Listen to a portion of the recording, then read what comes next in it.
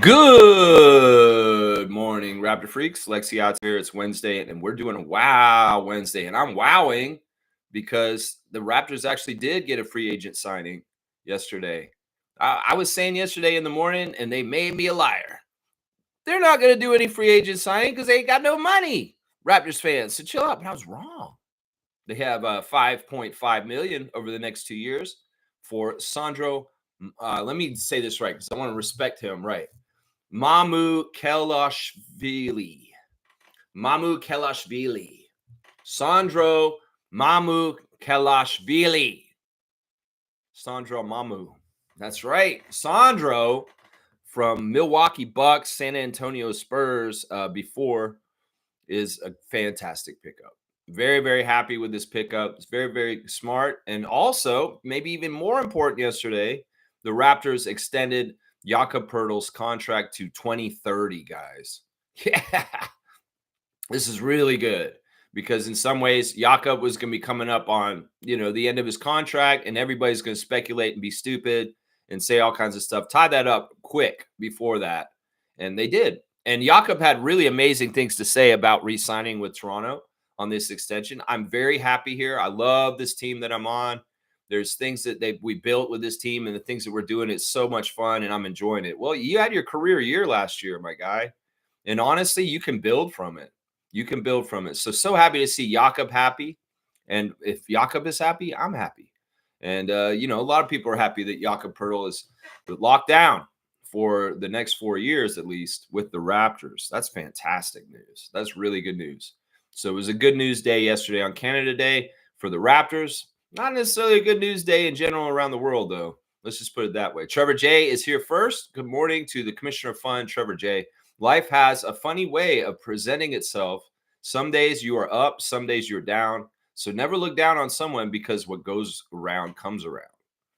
Yeah, I mean, that was something that was a word of wisdom in recent times. Is like, don't ever look down on someone or like make fun of them because you could be in their position in the future. And you just don't want to do that. Yeah. Yeah, it's what, it's best in this really weird, crazy world we're living in right now to be a very caring, humanistic person that goes beyond ordinary boundaries of being helpful to each other. That's just the best way to be right now, because in some ways your benevolence and your kindness is put out more. It'll be influenced in that direction. And that's what I'm saying. If you got to hold the door for somebody today to help them get into somewhere, do it. If you want to be like Trevor and help somebody out with their groceries, do it. Whatever you can do to help. This is one thing I realized recently that I could do to help people that is totally unselfish. I don't have to do, but I'm going to do it from now on, is I live out here in the country now, and there's a lot of farmers that live near me, and they drive big, heavy farm equipment on the road. And because of an increase of people living out in the farmlands, there's more dangerous things for farmers driving tractors on country roads because there's way more traffic. And farmers actually been polled and said one of the most stressful things in their lives as farmers these days is the increase in traffic and having to maneuver big, huge, heavy machinery out on country roads that were used to be a lot more desolate and not so many people driving out there. Well, people are moving out of the city. People have been coming out here like I have, and there are a lot more people on the road. Well, my truck is a yellow truck, and it looks like an emergency truck. My friend Chris, Pizza Chris, says, your truck looks like a construction truck, Lex. I'm like, yeah, it does, kind of, Chris. You're right. So I've decided that if I come upon any heavy farm machinery ahead of me in the road, I'm not going to go around it anymore. I'm going to get behind it and drive like I'm a pilot vehicle and be a blocker for their running back. That's right. I'm going to be a protective blocker. I'm going to slow people down. I'm going to put my emergency lights on, and I'm going to drive quietly and patiently behind the person to allow them space and some safety in space away from maybe other aggressive drivers. So I don't know. I'm going to try and do that. I'll be a pace car for the farm equipment behind them so nobody's running up on them, stressing them out. It's little things like that, guys. It's not going to hurt anybody. It's going to help them and make them have a little bit of stress of mind. It's like, just get out of yourself and try and think of other people for once and how you can help them. So, yeah, I'm going to start doing that. If I see a big, huge combine coming down the road, I'll drive behind it and put my emergency lights on just to give it a little bit of space. That's right. There you go. Trevor J saying that the Fever won the Commissioner's Cup last night. Boston and Howard both double doubles. Yeah, Caitlin Clark's hurt and she's not able to play. And the Fever teammate stepped up in her place and won the game. Too bad another Indiana team couldn't do this. Your star player is out. Your superstar is out. And, well, you rallied to win for your team still. Good job, Indiana. I wish y'all had just done this a couple weeks ago, honestly, Pacers.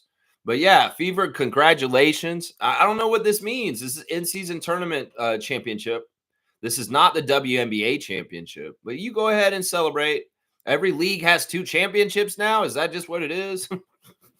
Either way, I'm mad because those Boston's on my fantasy team, and I didn't get none of the stats for last night. They didn't count any of the Commissioner Cup stats to our fantasy WNBA team, and I'm pissed.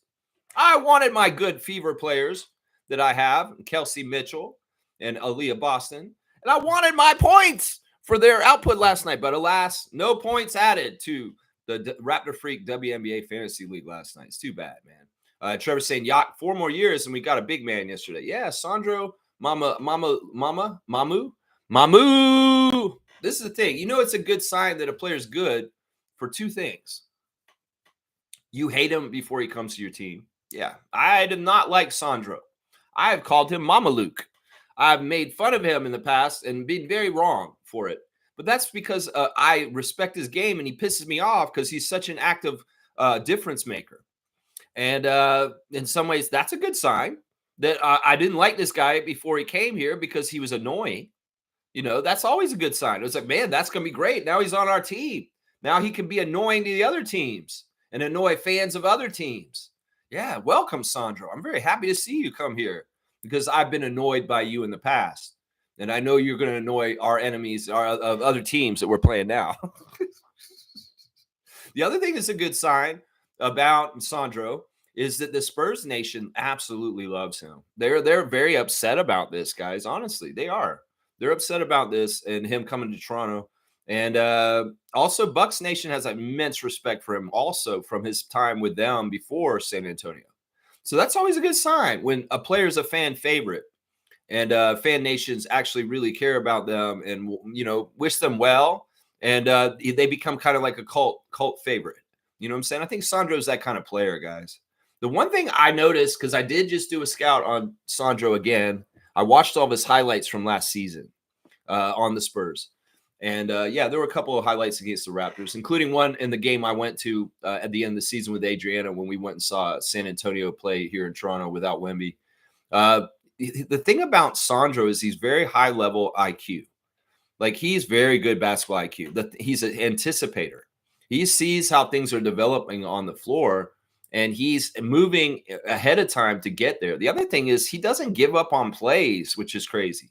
You know, it may very well be it seems like the play is over, but he's coming through and swooping in after the initial play's over. And often he finds gold for that, whether it's an extra block to stop the other team who got the ball back off of an offensive rebound all of a sudden, whether it's him anticipating a pass that's coming to a certain area of the court. He is able to telegraph passes just like our guards do and get in the passing lane and run the game back in transition against our opponent. Another thing that I saw him do in this highlight reel that was really, really impressive to me was, and this is something I want the Raptors to get smarter about in general, because last year they weren't exactly good on this, is getting the ball away from the defenders on when they have the ball. You guys stop going hard at 2 or 3 defenders and taking the ball in the area where the defenders are. And this is the way that I saw this with Sandro was, the play was he was on the offensive boards and he had 3 of the opposing team's players around him. And what did he do? He could have easily tried to get the ball and push it back up with the 3 guys around him. No, he telegraphed ahead of time before the ball came to his hand that he needed to tip it out. And he just basically didn't even look where he's going. He flipped it over his head. He didn't grab it or touch it. He tipped it. And there were 3 defenders all around him. He recognized at that time that he was in a high-density defensive area, and it wasn't the right move for him to go up. So the right decision was tip the ball out, and Julian Champagny caught the ball on the outside and hit a 3 completely wide open. I feel like the Raptors as a team overall have to look for where the defense's density is and go away from it. We have such a talented offensive team now with Brandon coming in and even Sandro. Listen, Sandro's a very talented offensive player, and he's going to be able to help us with some scoring. We need to go and find the areas of the court on our offense where nobody is from the other team. That's where the shots are found. The wide open Grady Dick corner three, Oshai Abaji hitting a three here. You know, all that kind of stuff comes from recognizing the density of where the defense is on their side and going away from it. And Sandro having the wherewithal and not selfish to tip the ball to Julian Champagny when he's crowded by the other team. That's what I want to see more on the Raptors. So those are a couple things. He's annoying. He's a good shot blocker. He's a pretty good passer for a center too. And he can hit the three. So there's a lot to like here. And the more I analyze the Sandro Mamukelashvili deal yesterday with the Raptors, it's smart. I mean, I get it now, Bobby. I get it. And Masai. I'm still going to say Masai from time to time. I love you, Masai. Fuck you, Keith Pelly. Fuck you, Ed Rogers III. Keep Masai forever. That you guys had a philosophy and have a philosophy still with Bobby that you don't want to invest time in a very green right off the bat big man. That, you know, Shamshe is the exception. Shamshe is the special project. We just wanted to get him right from the start because he's going to be highly valued. He would have gone high in this draft, guys, this year. He would have been high in this draft. Trust me, he would have been mid first round this year, Shamshe.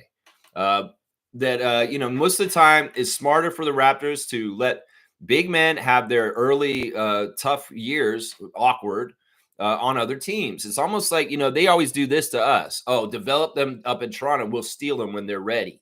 Well, we do it the opposite with centers. And what it is like, we don't want to go through the awkward period where the center is too slow, learning the speed of the NBA, learning how NBA offenses and defenses work. We don't want to go through the liability period where the center is going to make a ton of mistakes. And we saw that with Christian Koloko as a rookie on our team. He was great in certain ways, but he had some real flaws to his game also. And we were playing in tough ways with him. Now, you know what you do? You wait for a guy like Sandro, who's been in the league for like 3 or 4 years, and then they're tested. They're an NBA tested player that knows how to play everything in the NBA, and that's smart. And look at how much we got him for, $2.5 million each year. That's nothing. So it's really smart. And you can look at guys in the last couple of years like Bruno Fernando, Juancho Hernan-Gomez, and now Sandro Mamu as this kind of players where the Raptors aren't trying to waste time on developing a very, very young center. Let's go ahead and grab young centers that have about 2 or 3 years in the league and let them come in and supplement things. So it's a fantastic signing. I'm really happy with it, honestly. And Sandro's really all about coming to Toronto too. He never played with Jakob, but he did play with RJ. This is the interesting thing. Sandro Mamu is went to Montverde, guys. He's a Montverde guy, but he was there when RJ was there, and him and RJ were high school teammates, and they're actually good friends. So this is a really good thing for a couple reasons. Sandro's got a good friend in RJ on the team already, and you know what? It's always good when we're putting people that have connections with people on our team to show that, like, maybe there's signs that we do really value this person being around. That may have been an added benefit Bobby's thinking about when he signed Sandro yesterday. He's like, well, he was high school teammates with RJ. That's a really good thing for RJ this year for fun. He's got IQ around. He's got AJ around. He's got Sandro around. These are all RJ guys. Brampton, New York Knicks best friend and high school friend on the team with him. And I want more built around saying that we value RJ and we want RJ on this team, because Raptors Reddit and other places are going crazy with RJ trade rumors. And that's just the haters inflaming something that they want that we don't necessarily want, guys. So don't carry that baton from them. Don't relay that message about RJ Barrett being trade bait. No. And Sandro Mamu being signed to our team in some ways is against the argument that the Raptors are trying to shop RJ Barrett around. That's right. There you go. Trevor's saying Bucks still have to cover Dame for the next 5 years, 117 million, and he can sign with another team. Yeah, that's crazy. Yeah, they're stretching him out. This is a really unconventional thing. So some people in the NBA are saying that it's very dangerous and just kind of like a bad precedent. But it sounds like everybody involved wanted this. Lillard wanted it. Giannis wanted it. The management of the Bucks wanted it. And Miles Turner, in the end, kind of wanted it at the end. I think that's the most shocking part of it. It's not that Lillard got waived. It's that Miles turned his back on Pacers Nation and went to a rival team in the Bucks. This isn't like this is you guys got to understand. This is such a turncoat move in some ways that it's just inexplicable to me. I don't understand it. I don't understand it at all. I mean, we can talk about it all right now. Let me just say what it is. It's Tyrese. Tyrese is at the fault for this. And it's not even his fault. He got hurt. If Tyrese Halliburton hadn't gotten hurt and he would be out this season, they would have signed Miles Turner back in Indiana. But because the Indiana owners are cheap, they don't want to go into luxury tax spending unless they are going for a championship. And they've already waved the white flag on next season because Halliburton's looking like he's going to be out a majority of the season. That one thing changed everything right there. It's crazy because Halliburton getting hurt them so bad. It hurt them in the last game of the finals, and it's hurting them now because they just lost a decades-long player that played for their franchise. I don't even get this, man. Miles, you should have just told your agents, I don't care. I don't want to do this. I want to stay in Indiana. This doesn't make any sense whatsoever. It's more money, Miles. Okay, I can get more Lego. All right, we'll go. It's crazy. So Tyrese gets hurt. The Indiana Pacers are not a favorite for next year without Halliburton. And the Pacers owners get cheap.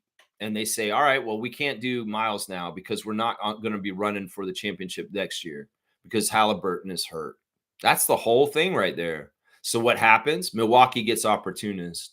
Milwaukee understands, oh, maybe Miles Turner can't be there anymore. Maybe we can figure it out. I also think, and this is a side theory, conspiracy theory, that the NBA was scared to hell of the Pacers getting so close to win the championship.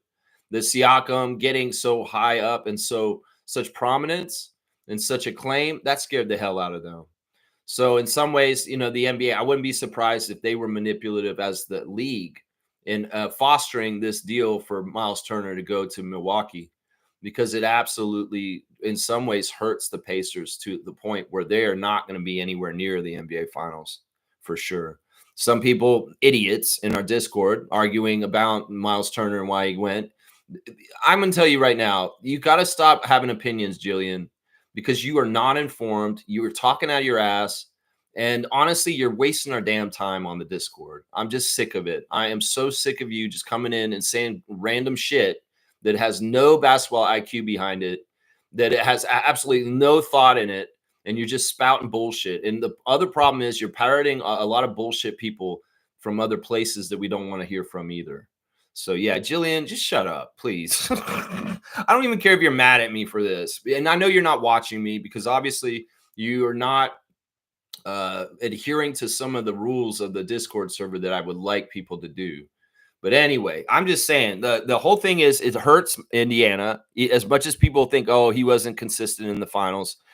He's not a player that the Pacers need anymore. Bullshit.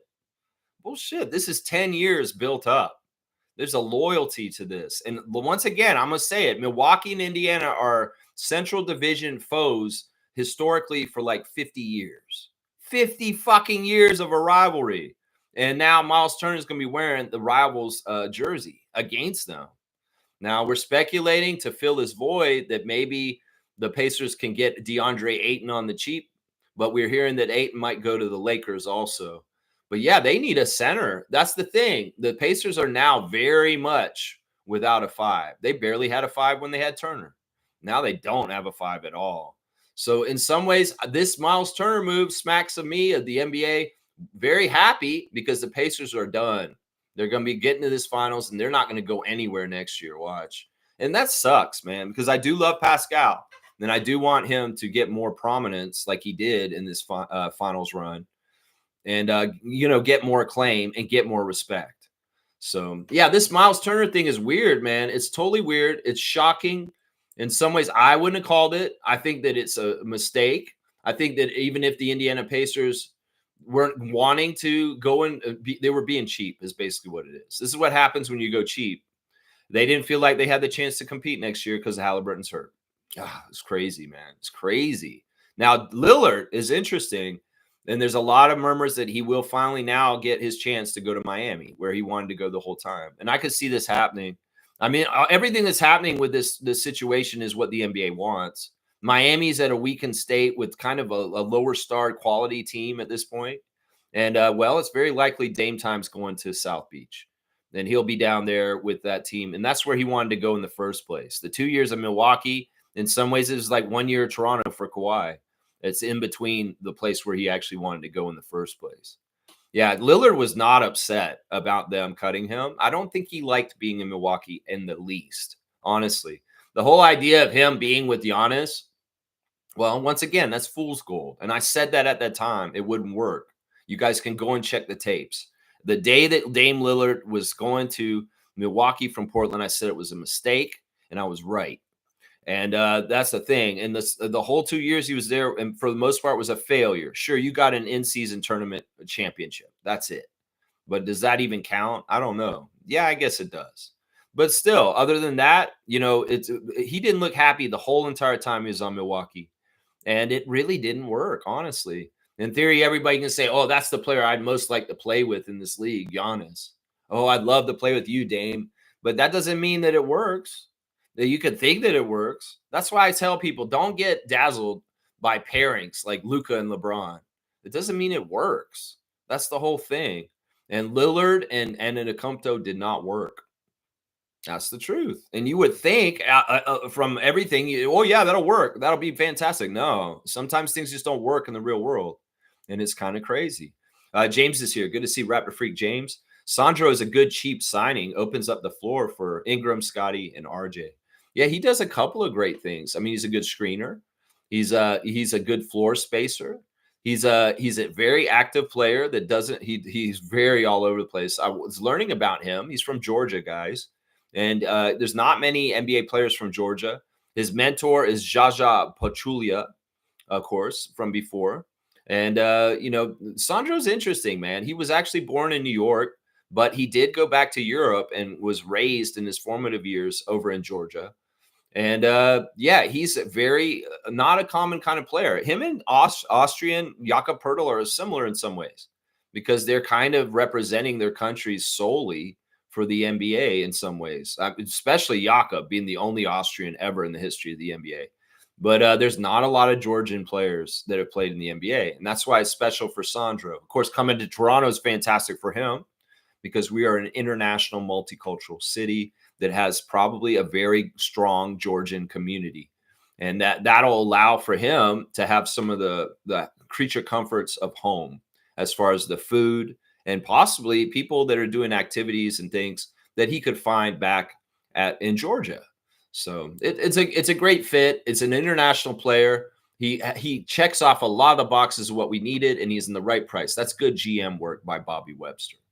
And that's what the press are saying today is that, Masai may be gone, but this move that we made yesterday is very Masai-like and in his philosophies, and Bobby is carrying on the legacy. Yeah, that's what we want to hear. We want to see stuff like this. It was a very smart move. And I was surprised. I seriously didn't think the Raptors were going to make a move, but they did. They didn't just make those two moves. They made another move yesterday in waiving Jared Rhoden. Jared Rhoden got waived. There were signs of this happening because of a couple of things. Jared got really a lot better last year. No denying it. In some ways, he is an NBA player. I don't think he is a G League player. And I think that he should be in the NBA. He's that good. And part of it was that Jared Rhoden just added a lot of muscle to his arms and his shoulders and got way stronger last season. And in some ways, he can credit being around the Raptors for that in some ways, because it didn't happen in the years before. But Jared got hurt at the end of the season. It was kind of tough. Now, the two ways are switchable. And this is good because we need this two-way to be open as a reward for somebody at Summer League. That's the thing right here. Now, Chucky's on one of them, Chucky Hepburn, and Jakob, I call him Chucky Wepner. I don't know why. Chucky Hepburn and Shamshay are the two-ways right now. But this could be a two-way going to AJ Lawson or Colin Castleton now, or an unknown player that just does so badass at Summer League. So we'll just have to see how it all shakes out. But I'm sad to see Roden go. But I will say this, that the signs that he was going to have to go were there because he wasn't with the guys this weekend. He was not in Canada this past weekend when everybody's doing orientation with the new rookies coming in. That's not showing a commitment. Now, whether it's because he's hurt and he's away, whatever it is, the Raptors have waived him today. And that may be why, because he just didn't report. And that's that. And I'm not upset about it because in some ways this makes it a lot easier for AJ Lawson to stay a Raptor. Let's just put it that way. AJ Lawson and Jared Roden were teammates, and they're badasses, both of them in their own ways. But we want our Canadian content. I said this already this week. I said it actually yesterday. I said cut Jared Roden or give the two-way to AJ Lawson. Switch it. That's what I want them to do. We'll see if that is what eventually happens, or AJ just gets a spot straight up, or he gets a two-way and sticks around on the Raptors. We want Lawson on this team, Bobby Webster.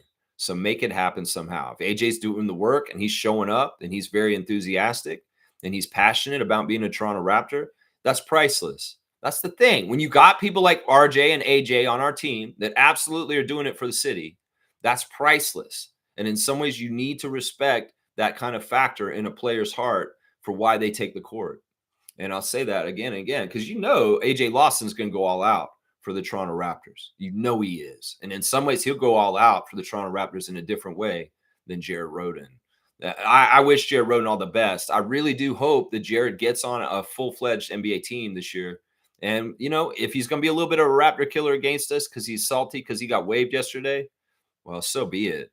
But either way, I like you, Jared, and I want you to kick a lot of ass. And I only wish good things for you, man. I really do. James is saying if Pirtle goes down with an injury, he can hold down the fort. Yes. This is a suitable backup big for Jakob. He may be the most suitable we've had because Kelly had his faults. Kelly's pretty good. Fernando, this guy's way better than Fernando. And the thing about it is he's already had tests of being a starter in his career. He's had to be a starter for the Bucks and spot duty at times. And he definitely had to do that with the Spurs the last 2 years too. There were times where Sandro would be in the starting lineup and it wasn't a big deal. So this is great insurance for this. And he suffices exactly the needs that we want and we get with him. So I'm very, very happy with the Sandro signing. And it's great that it's for 2 years too. It's not like a one and done. We're going to have him around for 2 years in a row. And having center stability with two guys locked down like Jakob and Sandro is really good peace of mind. And Spurs fans, I know you love these guys. It's just like our RJ and Quick. Knicks fans still pine for them. Well, Spurs fans, we got some of your big men up here, and I know y'all still love them. You love your Yak. You love your Sandro. So, hey, Spurs fans, I have y'all as my West Coast team. You're my Western Conference #1 favorite team. So it's San Antonio. I root for you guys heavy. I've been Spurs Nation since the 80s. You guys can go ahead and be Raptors Nation too. You can make the Raptors your Eastern team. And let's be brothers, sister, or brothers teams, or cousins teams, or friends teams. Let's do it, Spurs. DAP. Yeah, we make deals with each other all the time. You're one of the few franchises that deals with the Raptors openly and easily, and we appreciate you guys for it. And I only want more championships for you guys, just like for us. Wembanyama, I love that guy. He's awesome. He's going to Buddhist monk monastery and he's shaved his head, and the dude's just a great young man. He gets it. And I'm very, very proud of Victor on your team, and I'm so glad he's on your team. And I'm rooting for you guys to kick some ass this year. I really am. I love you, Spurs. And we love Sandro, and we'll take care of him good up here. I promise you, Spurs Nation. All right? I promise y'all. Yeah, let's keep going. Trevor's saying Indiana's fun. Funds, what? Indiana funds. What is that? This is weird. Where are these he's got a little emblem on there. These are weird. All right, I'm going to have to see what's up with this. All right, Indiana funds supposed to feel mad after Bucks get Miles. Oh, fans. You're trying to say fans. Is that your accent, Trevor? When you read it in there, Indiana's fans. Yeah, I get that. That could be your accent. It's their fans supposed to feel mad. Yeah, they're gonna be mad. I would be mad. This is crazy. In some ways, he's Mr. Pacer. Like they're used to accustomed to him being on their team for 10 years. In some ways, it don't make no sense. The man finally got to the finals with the Pacers, and now he's walking away. That's crazy to me. He pined for 10 years on the Pacers and horrible years, all kinds of crazy shit. Mediocre, horrible, just barely this, not getting anywhere, and then finally get somewhere, and then he's going to turn his back and walk away and go to Milwaukee of all places. That's a lot to handle from an Indiana Pacers fan, honestly. And it's not only that he's walking away, it's kind of like they're seeing that their team that they just had that got so far is crumbled apart already, and they didn't even win the championship. You know, it's not like Kawhi signing with the Clippers to us, but it is in some ways, guys. It's not like it, but it is. It's kind of like a death knell to their team and how far they got this year. I hate to say that.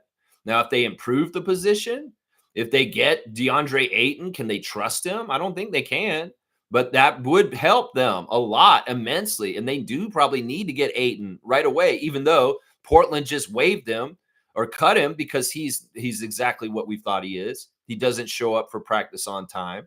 He kicks chairs. He's a bad malcontent on a team and just a toxic player in this league. And that's why, in some ways, if you're going to get DeAndre Ayton, he's fool's gold because you can't trust him. You can't trust him to be there when the pressure's high, and you can't trust him to be a good person around your team. Why would you want toxic DeAndre Ayton on your team? Well, if you can't get a center, and that's the only one you can get. That's why, in some ways, I kind of hope DeAndre goes to the Lakers because in some ways he'll be exactly what that is on that team. And you know what, Lakers Nation, you'd love that on your team. I bet you would. DeAndre Ayton. Yeah, it's crazy, man. It is crazy, man. Of course, Indiana fans are pissed off. They just went from the highest of highs and running all the way to game 7 in the finals, failing. And now their team has lost their longtime center. And that is messed up, man. I'm telling you right now, I feel for y'all, Pacers Nation. Y'all had a fantastic year. Savor that at least and enjoy the future with Siakam still. And we'll just have to see what your team does. But your owners are cheap. And that's why this happened. And Tyrese got hurt. That's right. James is saying now we got a couple of snipers, Grady, Battle, and Sandro. Yeah, we got to remember, Quick's a sniper too. You know, RJ's got a good three-point shot too. And man, that clip I saw of Scotty shooting corner threes this week, he's going to get his shot back better next year. I'm telling you, man, Scott had a hurt hand most of this whole entire year, and his three-point shooting suffered for it. And that's why a lot of casuals are saying he wasn't any good. Well, he had to step back with his three-point shooting this year, for sure. But it was more because of injury, not because he got worse. He was trying to work around a broken finger that he had. He pretty much had a sprained or broken finger for a huge chunk of the season, like for 3/4 of it almost. And that's definitely going to hurt your three-point percentage. So I wish casuals would understand this. It's not an excuse, and he never made light of it. They never talked about it openly during the season too much, but everybody kept saying, what's wrong with Scotty? What's wrong with Scotty? You can't look at his finger and see it's taped together? You can't look and see when he hit his hand on the rim, he grimaced and held his hand? I don't know what to tell y'all, Raptors fans. You ain't watching as closely as me then if you can't understand why Scotty's three-point shooting was bad last year. Yeah, he's going to come back, his hand's healthy, and he's going to show all y'all that he is a badass three-point shooter. And y'all are going to be like, oh, shit, fuck. Raptors Freak was right, and Scotty is a badass. That's right. That's right. Y'all get used to saying Raptors Freak is right. Get used to it. Seriously. Seriously. All right, let's keep going. Trevor's saying, so I guess Chris is gone. Yeah, sadly, this is probably right. The money's just not there. There's not a whole lot of money, but it's not even just the money at this point. There's roster spots are filling quick. We've got one roster spot left, and it's because we cut Roden, really. They want to keep flexibility and openness just to move things around, and that's part of the reason why they added Sandro and they cut Jared, because now they have a two-way spot that's open. And Chris ain't getting no two-way spot. I'm really kind of scared for Chris, honestly, because in some ways he's in that category with Gary Trent Jr. That's the thing. You know, Chris may have made like 12, 13 million a year a couple of years ago, or on this contract he just finished. But the middle class in this league has been squeezed out. And Gary Trent Jr.'s contracts with Milwaukee are a huge symbol of this. Unfortunately, Chris is in this category with Gary. He's not a superstar at the top that's just getting all the best things for it. It really is the rich got richer in this NBA, and the middle class has suffered. And unfortunately, Chris is in that middle class. So what they're trying to suss out with Chris right now is price and how much he can get. He wants to get the absolute most, but I don't know which teams out there are going to have what and how much. But yeah, it's not going to be the Raptors, guys. I'm pretty sure that Trevor's right. Chris is probably gone, guys. And that's sad. But we wish him well. And I hate the fact that he's got the same problems as Gary Trent Jr., basically. That part of the NBA, that class of players in the middle like that, they're just not getting the compensation they're due in the right kind of way right now because of the salary cap structure and the collective bargaining agreement. It's just a little bit different now. Now, I don't know what this is. You guys got like King number 1. Wow, you guys are getting points for like being on the channel, I guess, experience points.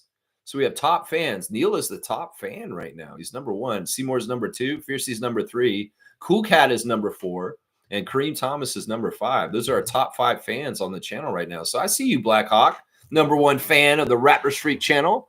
Look at that, number 1, baby, number 1. I don't know how you get these points or how you go up, guys, but I guess we have a new competition that I didn't even know existed. Top fans is what they're doing here now. Yeah, Neil's saying that, yes, Sandro opens the floor. But he doesn't protect the rim. His defensive rating needs improvement. It's going to have to be help defense to hide his flaws. Well, that's the way it is with everybody. I mean, RJ needs help defense to hide his flaws. Emmanuel needs help defense to help his flaws. It's just how it is. Luckily, we have a very defensive-oriented team. We really do. It's crazy the defenders we just drafted. Along with the defenders we had last year, we are a nasty team. Nobody's going to want to play us coming up. Seriously. Nobody's going to want to play the Raptors coming up this year. You remember how it was a couple of years ago with Nick and the way he was turning we were like called terrorists and our defense was just so annoying. Well, we're going to be like that again this year. We were kind of already that last year, but this is going to be taken to a whole other level with Murray Boyles and Elijah coming in. I'm going to tell you right now, even Chucky. Because all 3 of those guys get steals like crazy. Elijah Martin himself is annoying. Like, he's such a strong little quick guy that he can really annoy people in major ways, guys. You're going to see it this year. Elijah Martin of Florida. He is annoying. And Colin Murray Boyles is a very, very high intelligent defensive player. So that's the thing. Our defense is going to be fantastic. Sandro, this is the thing. You may think this, Blackhawk, but I don't believe you right now. I don't think that you're saying he doesn't protect the rim. That's bullshit. Because you know what? He does. And he does it 2 ways. He does it with shot blocking. He's a very good shot blocker. In fact, he sometimes is better not in between the defender and the basket. He's better behind the defender and the baskets. He's already the basket. He comes and gets them from behind. If a guy's coming up and he thinks they got the shot, all of a sudden Sandro's showing up and blocking the shot from behind him. The other thing that I noticed about Sandro is he takes up space. He may not get off the ground, but he'll widen his body with his arms and his legs, and he'll take up space right up underneath the basket. And if there's an offensive player coming near him to try and score, he will stymie them just by being bulky and being in the middle and putting arms in different places. And they'll miss their shots. And he didn't even leave the ground by jumping or anything. So there are aspects of him defensively that are perfectly fine. I mean, I don't know where you got your information on this. I watched this highlight, and he's blocking shots like crazy. He's given second and third effort to come and block shots. I don't know what you're saying here. I don't see him as being a defensive weak link. That's crazy talk. He's actually a really good defender. Yeah. Neil's saying that look to the rookies to raise the defense. Yeah. Scotty's going to raise the defense. Scotty is the most important defender on our team because he's the leader. He's the vocal leader. He's the accountability. He's the person that's making sure everybody's getting to their assignments and putting in the correct amount of effort. And if they aren't, he's letting them know. That's the thing I love about Scott. In some ways, he has that level of, I want everybody to do things at a high level like me. And some of these guys, they absolutely can do it at a high level like him on defense, but they can't do everything else that he does at a high level.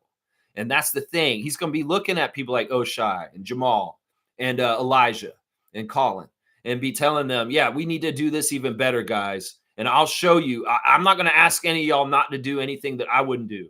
And I'm going to come out there and I'm going to put the tempo and the energy of the defense that we're going to do and set the leadership role and the tone of it. And all y'all need to follow me. So Scotty is absolutely the most important defender on this team. You know, Jakob Pertl is very important also. Jamal Shed is also a very important defender on this team. But these guys, you know, they're going to show you that the defense is going to be raised up. And honestly, I think our offense is going to raise up this year too because of Brandon. And even Sandro showing up is going to help our offense a lot. One of the things that Mamu does is he gets quick points as soon as he comes in. And, you know, he is a threat on the outside. They have to actually really respect him and come outside. So, because his three is good. So it'll be very interesting, these add-ons. We definitely added a lot of defense through the draft. But with Brandon and Sandro coming in, we've added some offense also that people don't realize. That's right. Randolph's here. Good to see Randolph Phillips.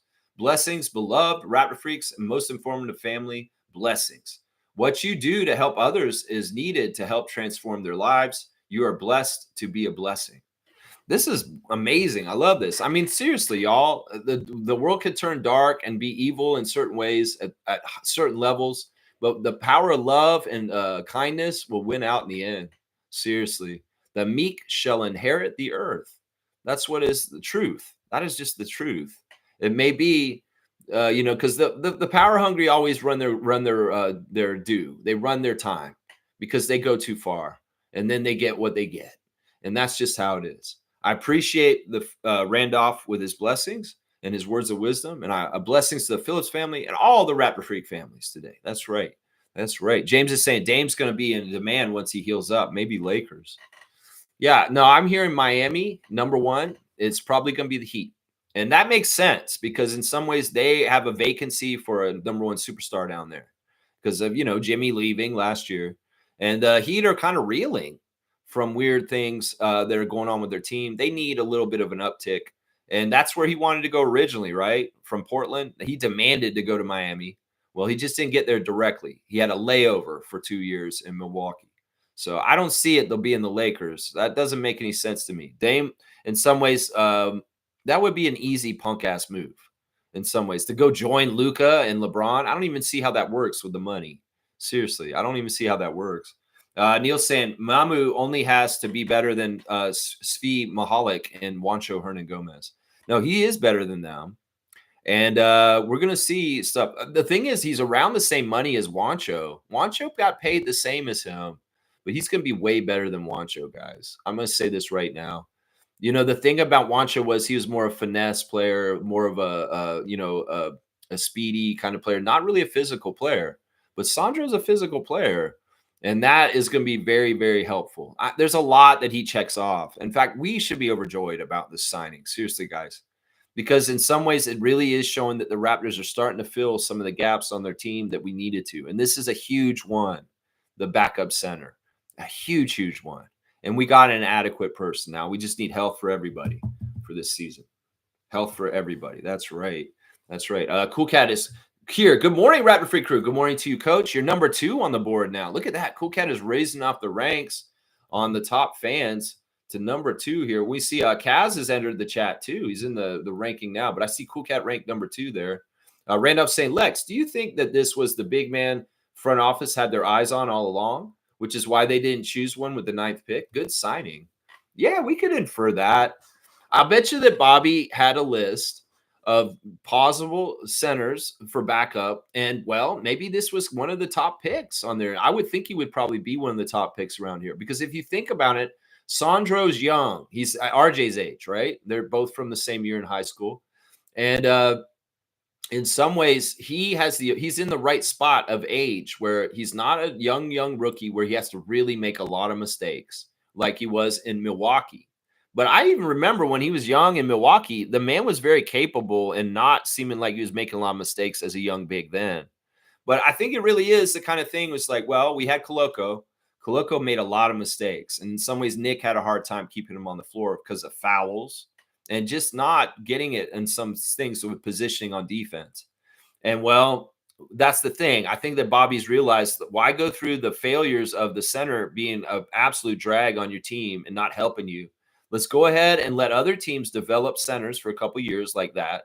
And we'll go get a guy who's in the right part of their career where they're a little bit more savvy to the NBA and understanding how to play it correctly as a big man. And that's what this is. It's smart. It's actually really, really smart philosophy for that particular roster spot.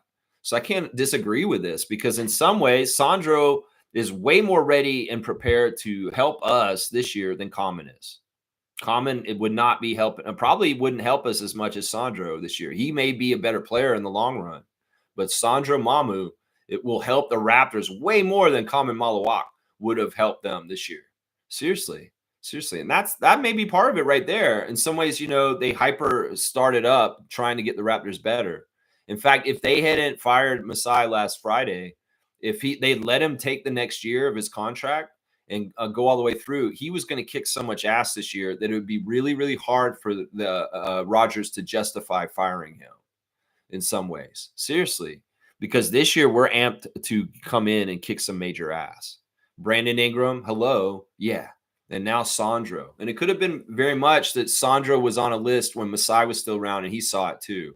And that this is still stuff that's working from Masai's fingerprints being involved. So yeah, it's a great signing.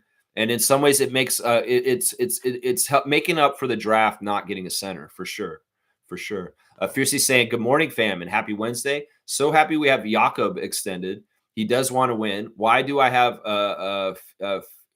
Fisai has a why do I have a Fisai has a hand in the Sandros? Oh, I was just saying that. You're saying Masai.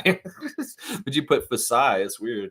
And that it was in the works. I don't know if it was in the works, but once again, these guys are projecting outside of things ahead of time, months in advance, who may be coming open as far as free agency. And yeah, he probably was projected in some ways and probably was a bit of Ujiri's fingerprints on this for sure. For sure. Coquette saying Sandro seems excited to join the Raptors. Yeah, let's go look at the Instagram stories and see exactly. I've got him added on my Instagram already. First, Lou Getz is celebrating SGA's big contract that he got this week. Absolutely deserves it. Those guys are like Batman and Robin. There's Lou Getz helping Chet raise the Larry O'Brien or the Simon at the parade. It's kind of funny. Chet, you couldn't hold up the trophy by yourself. Is it too heavy?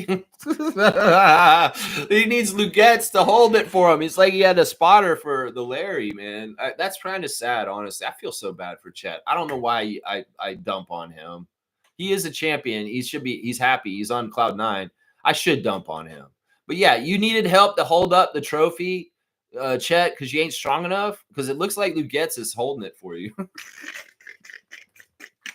Oh, I'm sorry. I'm mean for that, but it's just the damn truth. All right. Now, there's a Canada Day post by Lou in his Team Canada jersey with the Maple Leaf flag over his shoulders. There you go. A proud Canadian, Lou Getz Dort, an NBA champion also. I love that, man. Kelly Olynyk saying happy Canada Day, and he had the barbecue with a bunch of wings on it. Holy crap, those wings look good. Look at those wings. Happy Canada Day. Look at him grilling it up, man. Lots of wings there. And there he is in his Maple Leaf jersey for Team Canada. Kelly. Canada Day vibes is what he's saying there. And also he's celebrating CJ McCollum, his teammate still, because he got traded with him to Washington as a nominee for the Muhammad Ali Sports Humanitarianism Award. CJ is up for that as a nominee. And yeah, he's proud of him. So he put him on blast. Here's Chris Boucher. Let's check in with him. Since we're on Chris Boucher free agency watch, well, Chris is watching Love Island still.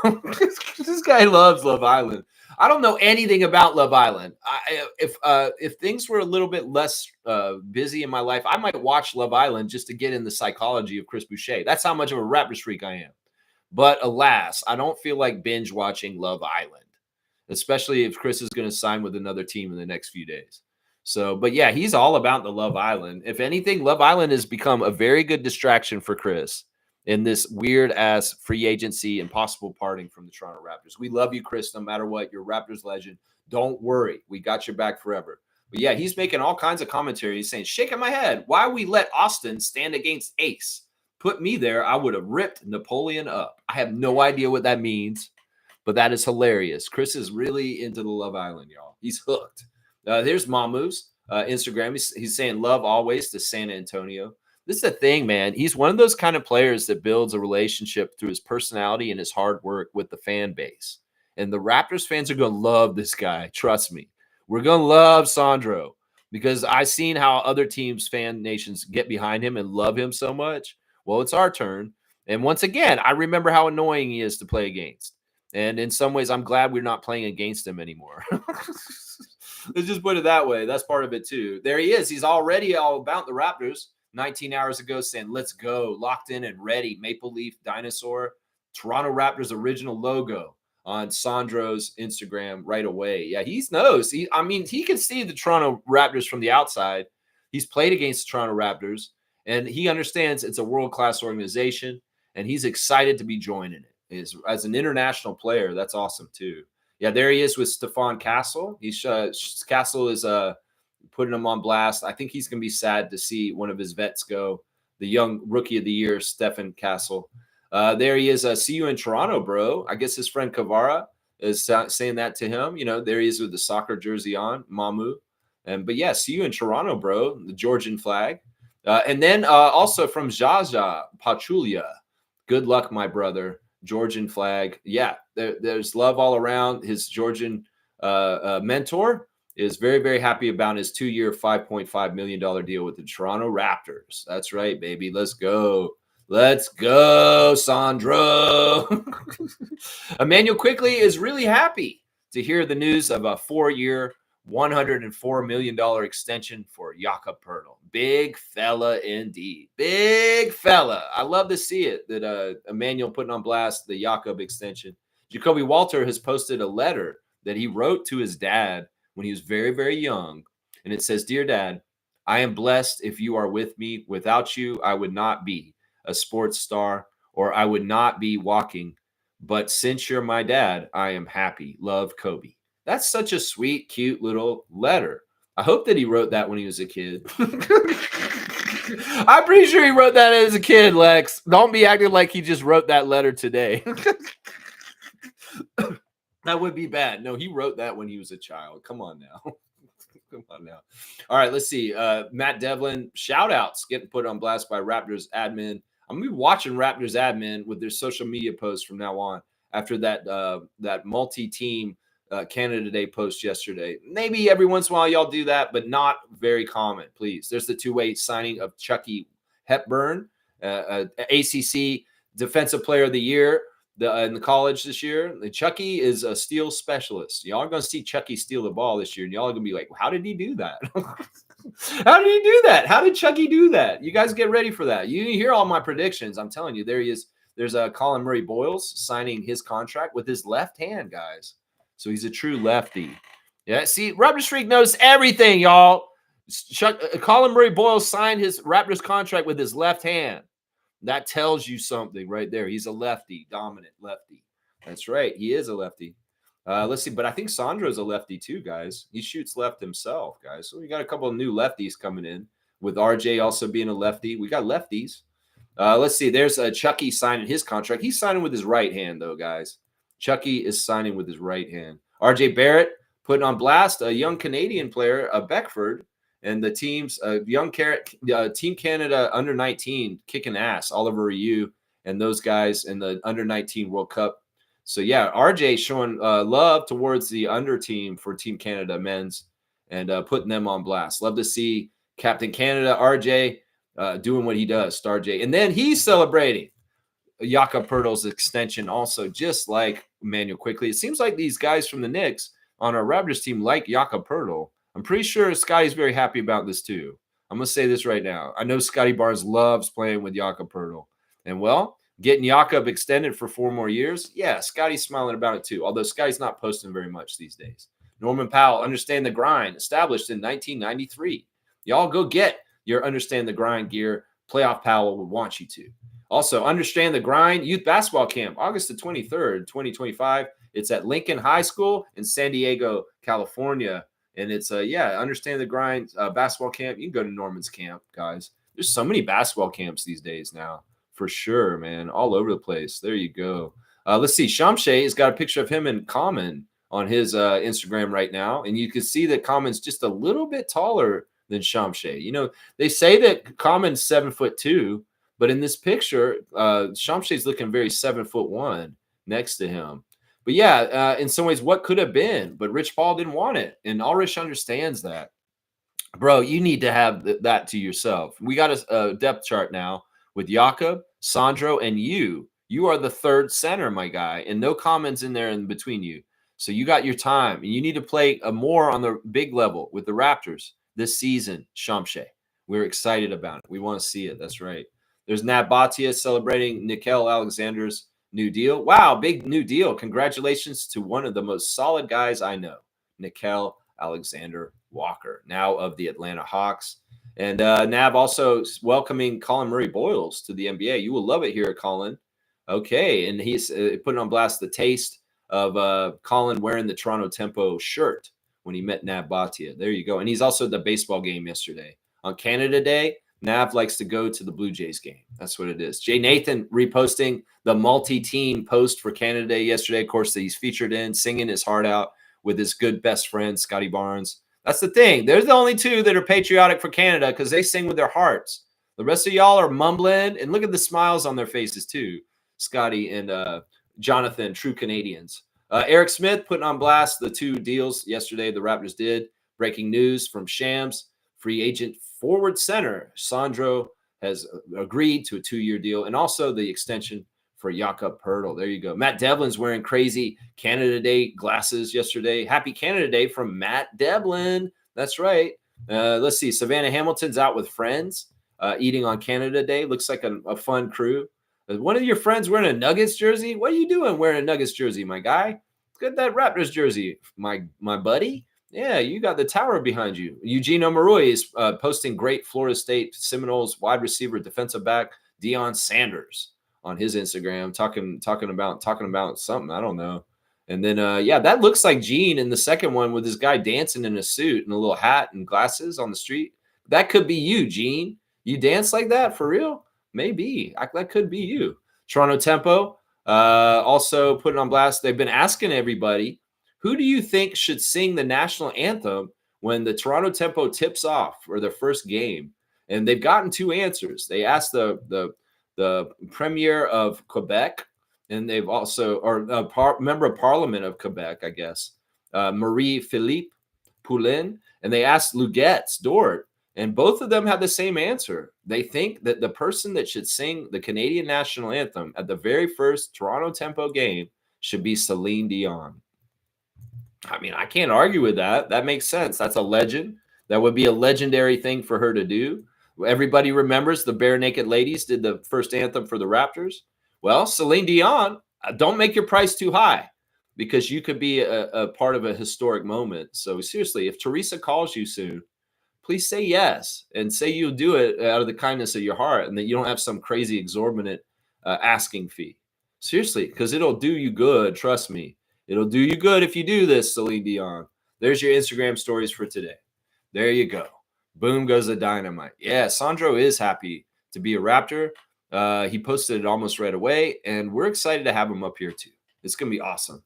Bryce is saying this now. Good morning, Lex and Raptor Freaks. I had no clue who Mamu was. Seeing he was a stretch with some skill, a decent connector. He's solid.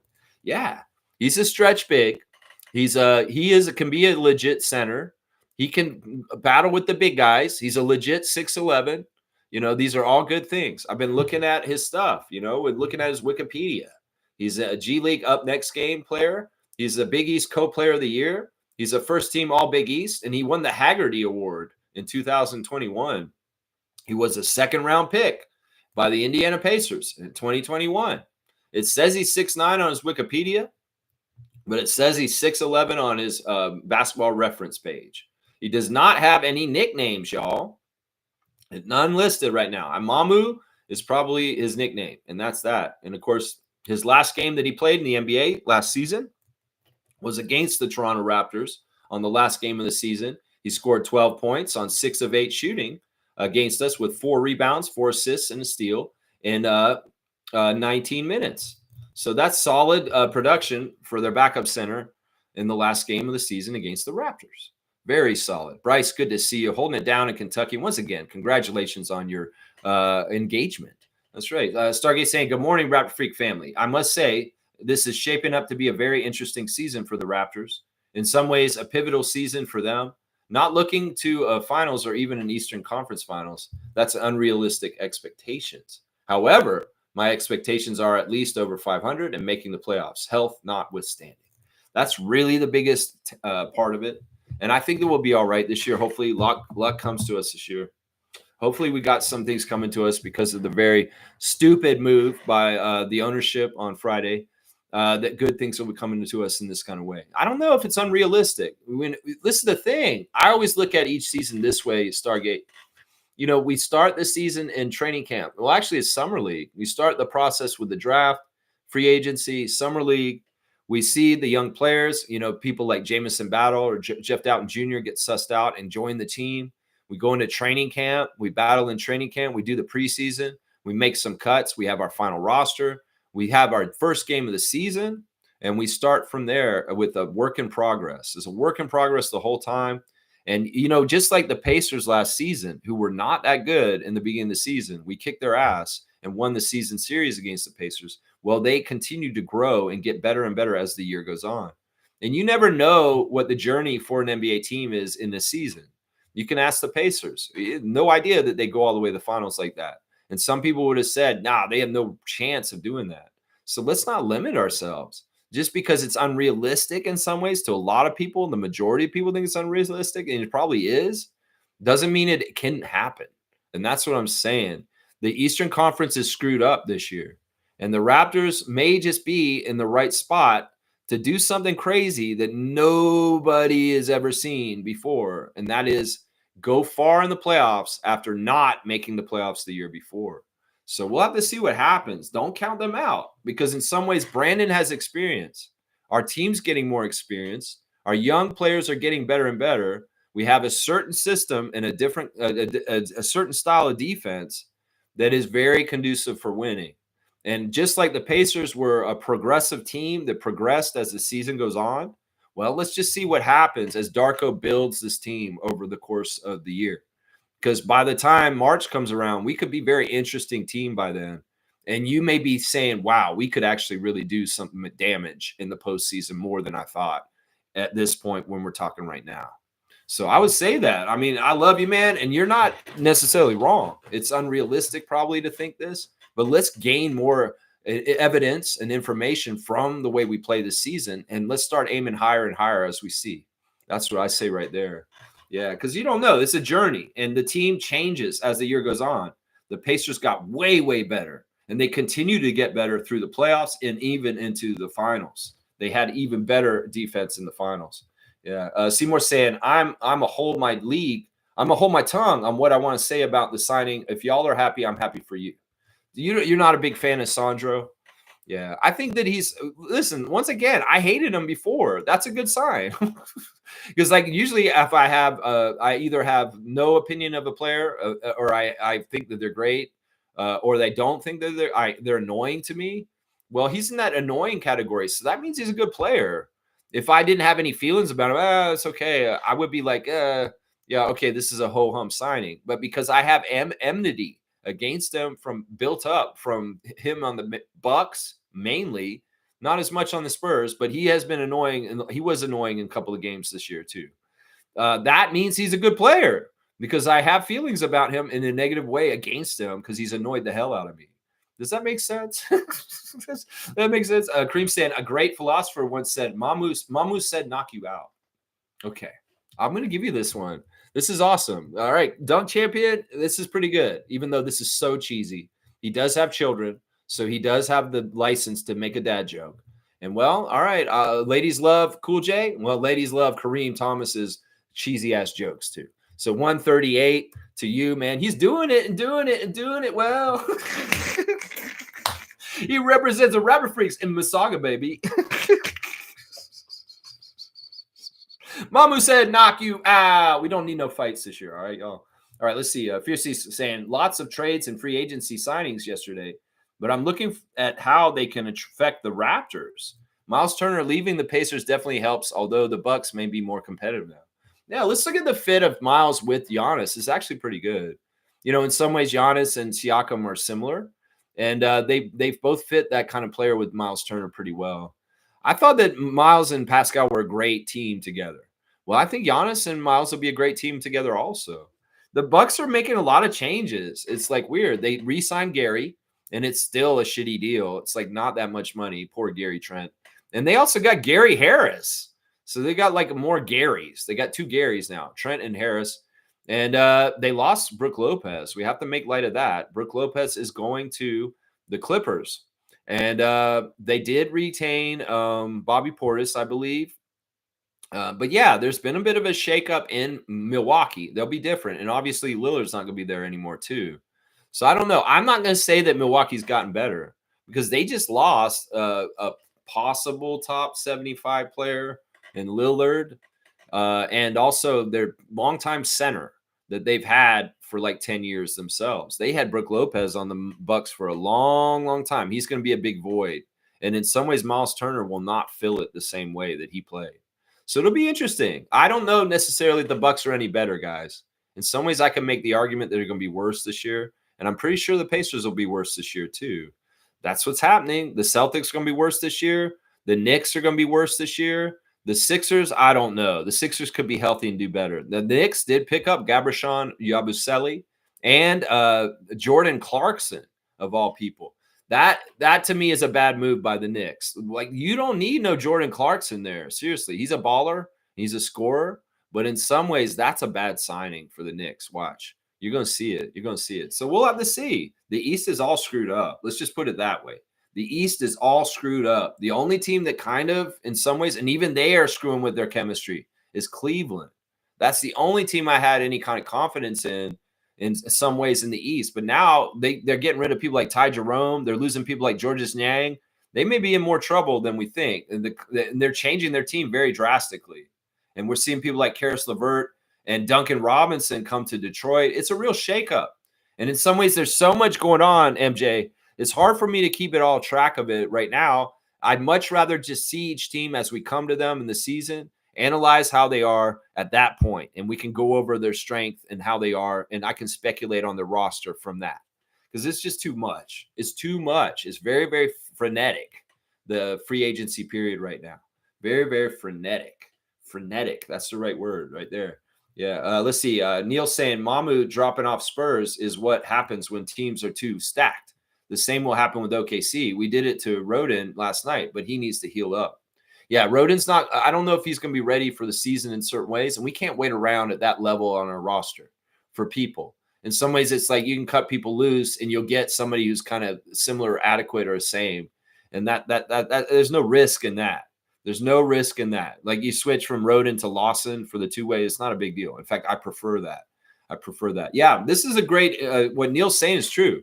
The Spurs upgraded around their roster and getting other people coming in there. And, well, some of the people they had from last year, you know, even though they're fan favorites, and honestly, the people in San Antonio aren't happy about this totally. They really value Sandro. And that's a good sign. I'm telling you guys, that's a good sign of him coming here. And I think you're exactly right. This kind of stuff will happen to Oklahoma City. The journalists in the NBA are starting to wake up that the windows to get championships are very small. And you got to jump in them within like a 2 or 3 year period or you're fucked because the salary cap is just the way it is at this point. So it's really going to be fun to see how it changes every year, the parity, and which teams are able to rise up over everybody else to really get it. In some ways, this league is more rewarding towards teams that absolutely are playing like a team, playing hard, and really want it the most. Because in the past, you could just make teams as superstars like the old Miami Heat and the Golden State Warriors with Steph and all them and just be like, yeah, we can cruise and we're just going to get there. No, you know what? This now, everybody's got to play their ass off all year long and really try and get the best to get there. You can't half-ass your way to a championship anymore in the NBA. You cannot. You have to do it right at this point. You have to do it right. Man, I'm confused by these numbers because they're changing all the time. It's like whoever writes the most in, I guess. Don't y'all try and make me have Lexathons just because you're trying to be a top fan. This may be interesting to see what happens here. Seymour saying if Bucks get CP3, they can run, but with Kevin Porter Jr. at that point, they ain't enough. No, Chris Paul is signed with the Clippers. He's going back to LA, and he will be playing for the Clippers this year. So Chris Paul is a homecoming back to Los Angeles with the Clippers this year. So that's not happening. He will not be there in Milwaukee, just so you know. Kevin Porter, yeah, that guy is not a point. No, no. Fiercely saying, Lex, what's up with the crowns next to our names? Looks cool. Well, apparently there's a top fans ranking. And right now, Neil is number one with Seymour number two, and Fiercey and Milbester's on here now. Kareem, Cool Cat, Kaz, and Wayne. And yeah, you guys have different points. I don't know how you got them. Like Wayne and Kaz have 25 points, and then the rest of y'all just have 75 points. I don't know what y'all did to get them. But yeah, it's very weird. I have no idea what this is. This just showed up today. So I didn't do anything, I don't think, to make this happen. James is saying Darko has a lot of lineup options this year, a proper bench, kind of like the Pacers. We really do. And the great thing is it's on the youth. And this is the thing. A lot of these guys are on rookie contracts for years to come. And the big names, well, we got to manage them. People like RJ and Scotty and Brandon. But, you know, Jamal Shed, Jacoby Walter, Grady Dick, these guys are still on pretty decent paid contracts. And we have a window to get somewhere with them. And we figure out which ones of those guys are the ones worth keeping to continue to develop more. And some of it is that these young guys on our team have to show a really high ceiling that's possible. You know, Jamal Shed has shown that he has a very high ceiling because of his expertise and his savviness and his work ethic and just his really, really smart basketball IQ, man. Really, really, really smart. So we'll have to see. We'll have to see what happens. There are a lot of options. And Sandro is a great new option for Coach Darko. That's right. Seymour saying, Lex, money runs the world. Pacers offered Turner $9 million a season. What a joke. Milwaukee gave him a real contract. Yeah, and that's their fault. They wanted to cheap out because they didn't want to go in the luxury tax. That's specifically it, and that is directly linked to Tyrese Halliburton's injury. If Halliburton had not gotten hurt and he was still healthy, the Pacers ownership was ready to invest in next year. But because Halliburton's out, he's out for the year. This is really crazy. Because in some ways, it's like, I guess it's a victim of the new salary cap situation too, is that they don't want to try and do this. If you had gone in the finals, finally, for the first time in forever, since 25 years, I would double down and try and go further. But no, because Tyrese is hurt, they don't want to do this, and they're being cheap. So if I was Pacers fan, I would be mad because your ownership is like making this happen. They should have ponied up and got there on the same there. You know what I'm saying? They should have ponied up. James is saying we're playoff bound. That's right. That's right. Cool Cat's saying I have no problem with Miles Turner. His goal is to earn the most on his last contract. Pacers owners are billionaires. Why should anyone sacrifice to make billionaires more money? Yeah, I'm with you on this for sure. As far as like, I'm for the players. I'm always for the workers and not for the owners in any case and situation, especially more and more in this world as it changes, especially with the Senate passing that bill in such a fucked up way yesterday. J.D. Vance, the deciding vote between a 50-50 split in the Senate on the big, beautiful, awful, disgusting bill. You know, that's symptoms of it. So, yeah, I'm totally with you on this. And I get what you're saying. I'm not mad at Miles. I just think that I wanted to explain the whole situation. I feel like, and he very much made it clear, he wanted to stay in Indiana. But in some ways, like Kulkas said, he's got to get the money that he can get. And if he can get more from Milwaukee, well, that's what happens. I don't know. Maybe he could have done a Jalen Brunson and said, hey, you know what? I do really want to just stay here. I don't care about an extra $2 million. I'll just stay here and I'll play for the Pacers. I don't know. Maybe they want to do that. Maybe his agent said, nah. And then Milwaukee was an opportunist in the middle of it and said, you know what? You can come here. We'll pay you $11 million a year instead of this amount or how much, you know? So, yeah, it's a tough situation all around. There's different kind of wants and needs for different people. And, well, it's been very much linked directly to Halliburton's injury, why Miles Turner is now a Milwaukee Buck. Seriously. I see more saying money rules the world, maybe yours, but the people in this world honor money. Maybe not yours. Yeah, but at some point we won't. In fact, I'm going to tell y'all what we need to do next, guys, especially if the states really turns bad. We need to opt out of the system. Seriously. The only thing that keeps this thing propped up is general belief, like you're saying about Seymour. But let's get out of our own minds and what we've been taught and conditioned to believe. Money isn't anything. What if we just started bartering everything? What if you stopped going to corporate companies and only shop with local? What if you only dealt with your friends? What if you did more low-key kind of stuff? What if you stopped supporting these big, huge billionaires as much as possible? You would bring them to their knees. So let's just get it straight. That's only the vehicle for our subjugation. But when we all realize that it's just a made-up thing, we can do a lot more powerful things than you would realize. And one of the things that's being talked about now, if they do get this bill through in the House, is a general strike. And a general strike will bring the system to its crashing halt, and they will start listening to us. So be ready to walk off the job. Maybe not up here in Canada, but in the Americans down in the States, to really make sure that y'all aren't going to all die from not having Medicaid and all kinds of stuff. The majority of y'all should just walk off and go on general strike, and throw all the monkey wrenches in the world into the system. And then they'll start realizing, as some people are saying, they've made the American people so confused and distracted with so much crazy shit. The timing of all this is very much like that. In fact, the timing of firing Masai was supposed to make it so we'd all forget to cancel our Rogers today, when they actually can take our phone calls. Think about that. Oh, let's fire Masai on Friday morning of the long weekend, and then everybody who scrambles to try and cancel their Rogers services will have a hard time because we're on off weekend hours. Well, everybody call today. I'm reminding y'all, we call today, and you cancel your Rogers today. Let's not give it twisted, Seymour. This system is only made by them people, and it doesn't have to be a real thing or anything that happens. Sure, I don't believe in it, and I'll bet you more and more of y'all will be like me as time comes on, especially if they're going to be so greedy and everybody's going to be living in a shack with a oil drum out in the front yard for their fire. Seriously. So, I would say right now, Seymour, expect a general strike. I predict things, and I'm going to tell you right now, there's going to be a general labor strike, and all the people in the United States are going to walk off their jobs at once, and they're going to stop the whole system. Watch. And it's going to be earth shattering. And it's going to be a huge thing, and they can all stay away. And you know what you start doing? You bond in community, you feed each other, you're there for each other, and you stand against the powers that be, the billionaire class that is absolutely robbing us from the top. The thing that happened yesterday is absolutely Robin Hood in reverse. And it's absolutely disgusting, inhumane, and fucked up. And fucked up things like this get what I just described. So yeah, you say it's not mine. Well, you know what? None of us have to believe in this shit. It's just that you've always known it and that you're conditioned to believe it. But when that call comes, Seymour, and they tell you to get off the forklift and go and stand outside, you go. Seriously. And don't even think twice, because everybody needs to go in solidarity. Just so you know. All right. Yeah, there you go. Boom goes the dynamite. That's right. What did Pickleball Champ say? I need Discord. Yeah, you need to come into Discord. You should be in there watching it. It's dumb.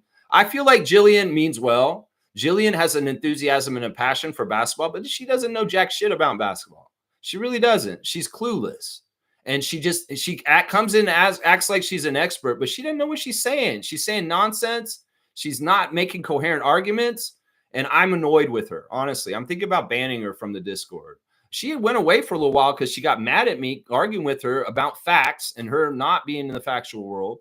And she left for a little while, but now she's come back yesterday, and she just filled up the Discord server with all kinds of stupid shit. And I'm annoyed with her for it. I'm actually seriously thinking about kicking her out of the Discord, seriously, because it's really, really annoying having her in there. She just confuses things.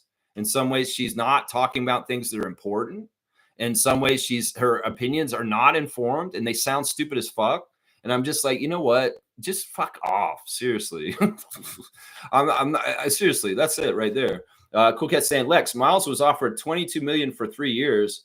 The Bucks offered more money for 4 years. Why do people who are not billionaires supporting billionaires to make more money by limiting non-billionaires' pockets? Once again, if I sounded like I'm coming down on Miles Turner, I'm not. I didn't. I just explained the whole situation and how it went down like this. And I'm blaming the owners. You're not listening to me. If you think I'm blaming Miles Turner, I'm not. I think that it's sad, and it is stabbing them in the back, the Pacers fans. That can be true too. Seriously, that can be true too. From the fans' perspective, in some ways, Miles Turner's stabbing them in the back. But if they really want to delve deep into it, they could say, well, the owners are stabbing us in the back because they didn't give the money proper to Miles, and they're trying to cheap on this. I mean, I'm not blaming Miles Turner, seriously, and I'm not on the owner's side. Trust me. I'm definitely not on the owner's side. Neil's saying, Lex, the purpose of Discord is to talk shit. Relax on the restrictions and let them communicate, or go bad. They're talking. I get what you guys are saying, and people have said this. Discord is for discourse, but I'm going to say this right now. There's way too much bullshit out there that's just wasting time.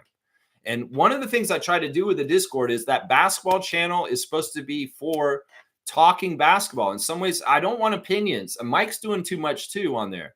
Logical Raptors fanatic. I want more of the news stories, like what Trevor and Monique post on the Facebook and there. Trevor left for a little while. And normally what I see in the Discord basketball channel is Trevor's news updates. And I love that. That's what I want to see. But y'all are coming in and you're having discussions and arguments, and some of it's just y'all talking to each other.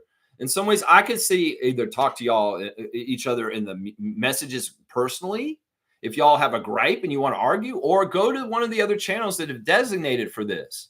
The basketball channel is for basketball news and for basketball news, not any kind of other news, not politics, baseball, or anything else.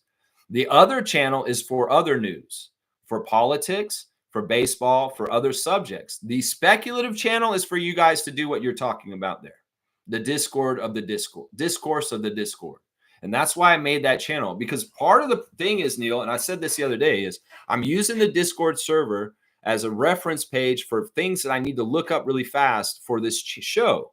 And if I go on there and there's like 200, 300 messages between you, Logical Raptors fanatic, Stargate, and Jillian, like there was yesterday, y'all filled it in there. It's like Mike came back on. He said, holy shit, there's 300 Discord messages on here. It's not helping me with part of what I want it to be for. I want y'all to talk, and you're exactly right. Discord is for that, but in the right channels is what I'm saying. And that basketball channel is dedicated for basketball news, shams bombs, articles from journalists, all that kind of stuff, and not so much. This is how I feel about this, and arguing about this with Wayne or Stargate, stuff like that. That's the thing I'm trying to say, Neil. Seymour saying Gary Trent Jr. making 2.5 a season sounds right. That man robbed us on his contract.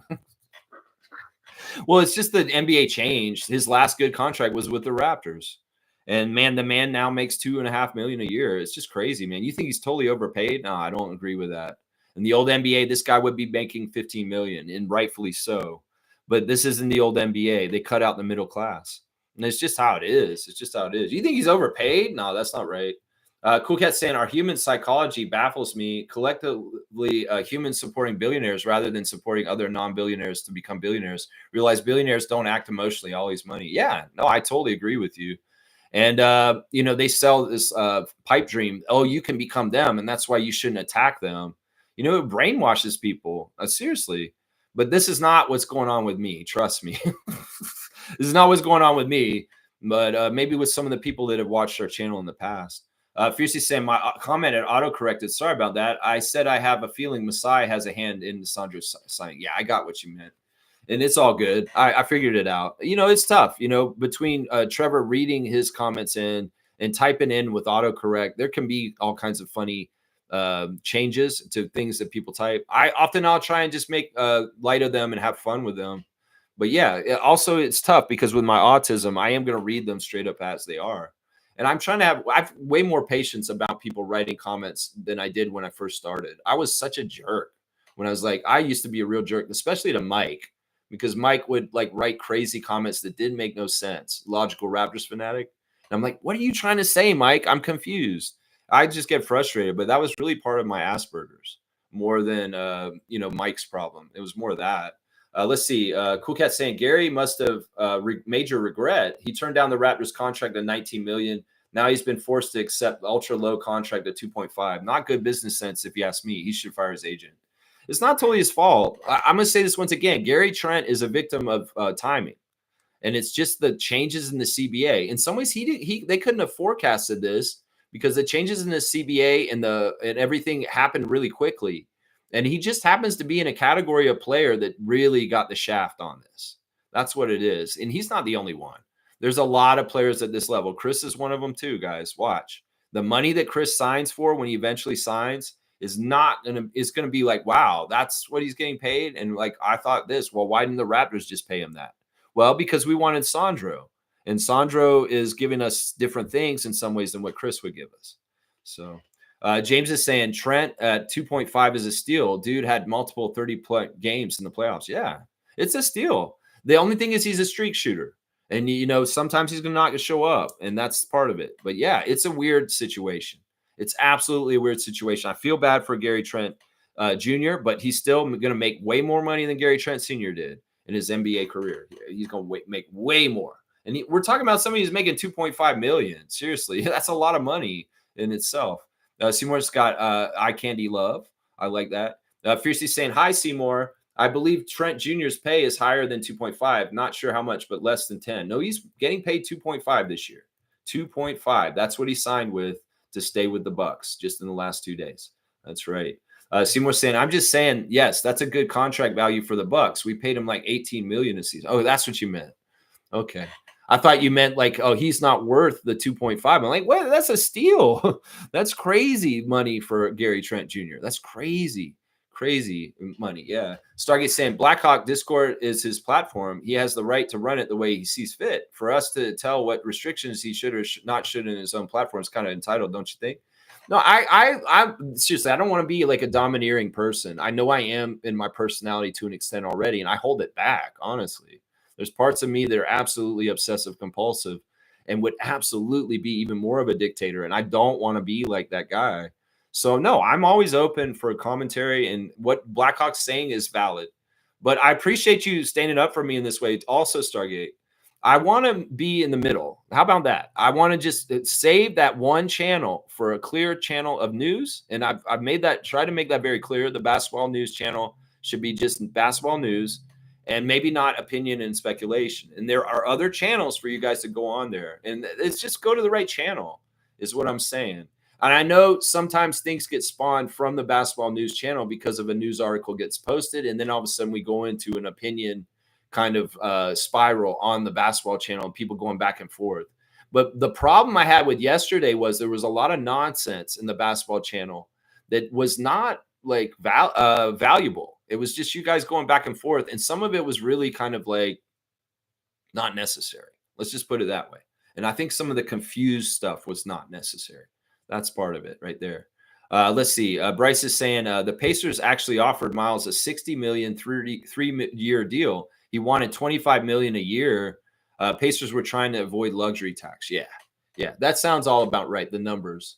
So he wanted $25 million. They were going to give him $20 million a year, and that's how much Jakob makes. Although Jakob's going to get a little bit paid, a little bit more higher now with the new extension as it goes further into the future, which makes sense because the TV deal is going to increase revenue. And also the players should be getting their fair share increased, just like the owners, the billionaires are making an increase on their profits. Yeah, I'm totally with that. Trevor's saying Dame can now do his music in Miami now. Yeah, that's right. Likely what's going to happen. He did 2 years in Milwaukee, and now he can go straight to Miami now. Yeah, this season is going to be very interesting. Yeah, the East is wide open, and I feel real good about our team. I really do. I feel really, really good about it. Neil saying Broden is predicted to return to the NBA when the season starts. Another team will pick him up. Yeah, he's a good player, and he deserves to have a spot in the NBA. He really, really does. I like him a lot, man. I like him a lot. And it's not that I didn't want him on the Raptors. It's just that in some ways we have a glut at that position.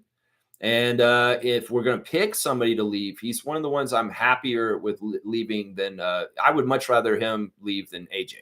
Is because I do give a Canadian premium, and I believe that AJ is a fantastic player, and they're similar players in some ways. They're very much similar players. Let's see. James is saying I would say somewhere between 10 to 15 million is decent contract for Trent. Yeah, that's fair. That's fair. Cool Cat saying the new CBA evaporated the middle class. Top players get major pay, and everyone moves to the low tier. No market anymore for middle tier players. Very similar to society. Middle class disappearing too. Yeah. I'm going to give Cool Cat a dunk because she's exactly right. And that's part of the symptoms of the world right now. It's sad. It's like, there's going to be the very, very ultra rich that have everything that they could ever desire, live in ivory towers. They're going to pay all the money in the world for police to hold all the rest of the people away and just keep a society away from people. And then there will be the reality for most of us that is not going to be better quality of living than what we have right now. It's going to degrade and erode over time. And that's part of the problem. The middle class is sinking more and more into the lower middle class, into the lower class. And I don't like using the word lower class, just saying the poorer class, or the class that just doesn't have enough resources or money for themselves. And cutting healthcare for 17 million people yesterday is not a step in the right direction in any kind of way. This is going to get worse and worse. And this is actually very mirroring a real society. the NBA system too. Cool Cat, exactly right. Exactly right here. Seymour saying at James, no, please stick with your job. If you were a GM, we would have to blow it up. James, no, James he's going by the old CBA. Seriously, he's exactly right. Gary Trent Jr. should be making between 10 to 12 million a year. He's exactly right. But this is just the situation it is. If the old NBA rules were in place, that's where he'd be.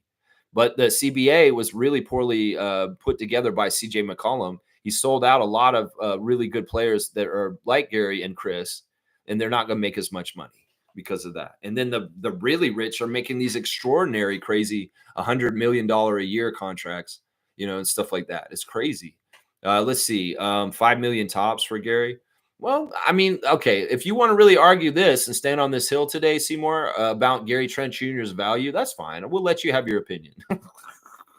In some ways, I think that we could all have our different opinion on what Gary Trent Jr. is worth a year. And I'm going to lean more towards what James is saying. But it doesn't mean I want my team to spend it on him. No. So I can be seeing what you say also. James is saying Raptors would have done it, but he wanted more money at the time. In some ways, he did a Dennis Schroeder. Let's just be honest here. Gary Trent Jr. kind of pulled a Dennis, but he didn't even totally understand what was coming up, I think. And whether it's his agency, he's clutch, right? He's clutch. So, yeah, he should fire clutch, I guess, is what y'all are saying, because he's getting only $2.5 million. That's right. Neil's saying 2 players have to be cut. Right now, it's between Battle, AJ, and Colin.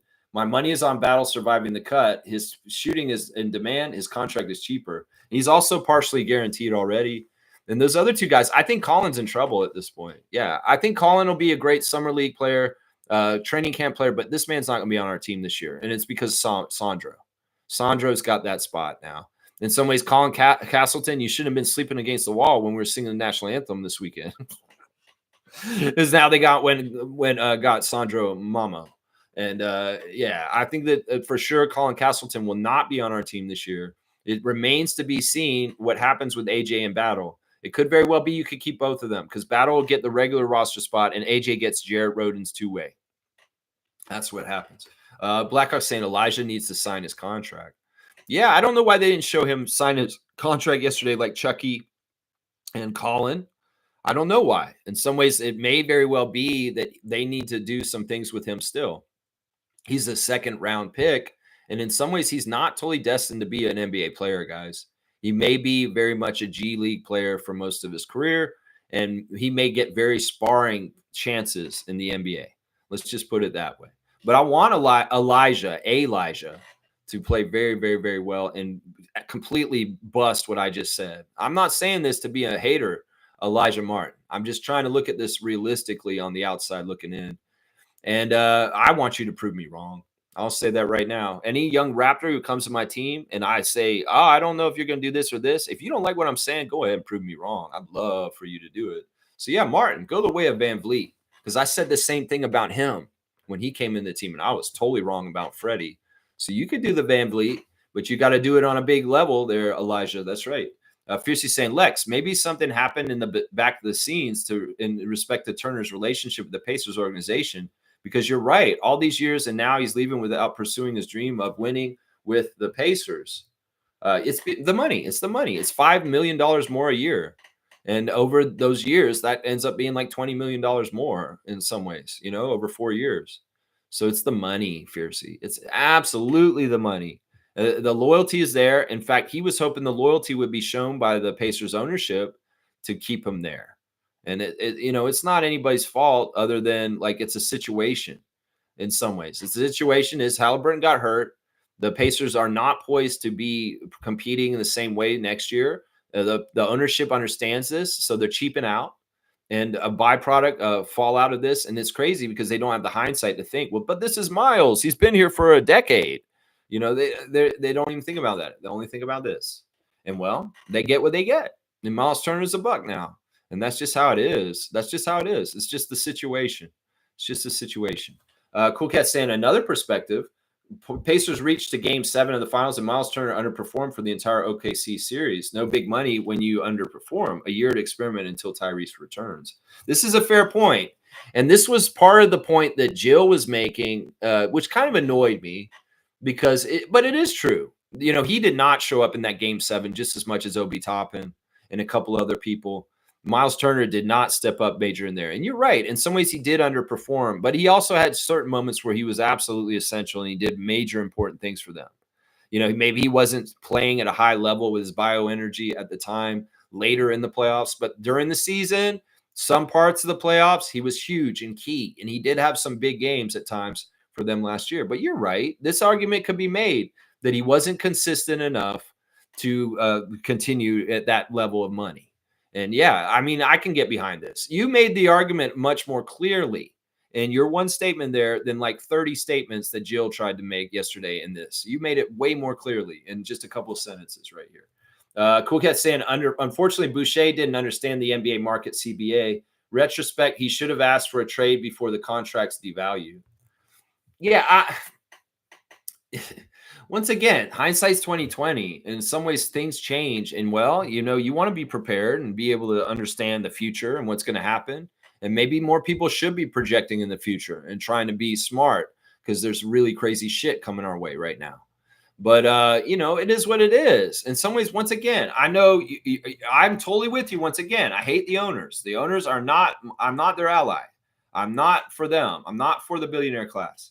But in some ways also, Chris is going to be making millions of dollars to play the NBA no matter what.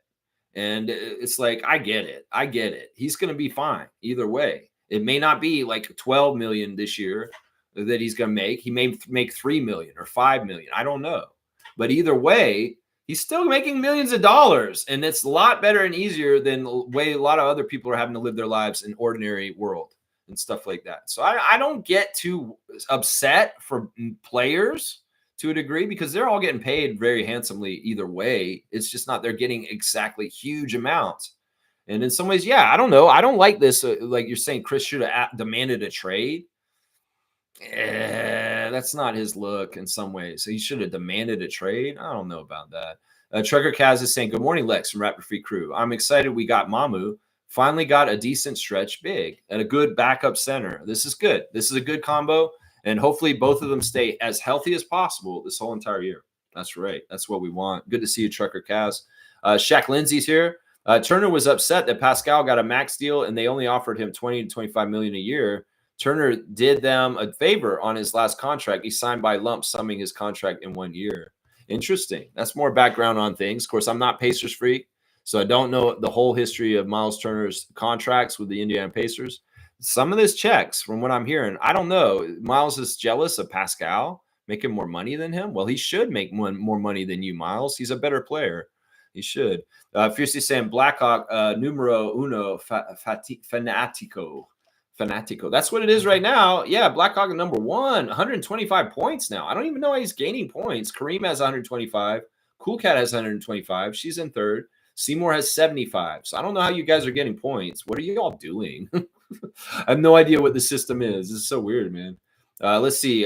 Cool Cat's or Seymour saying Cool Cat should be on that list too, alongside with Stargate. What do you mean? What list?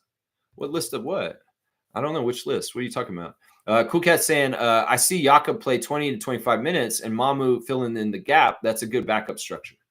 I could see Jakob playing 30 minutes.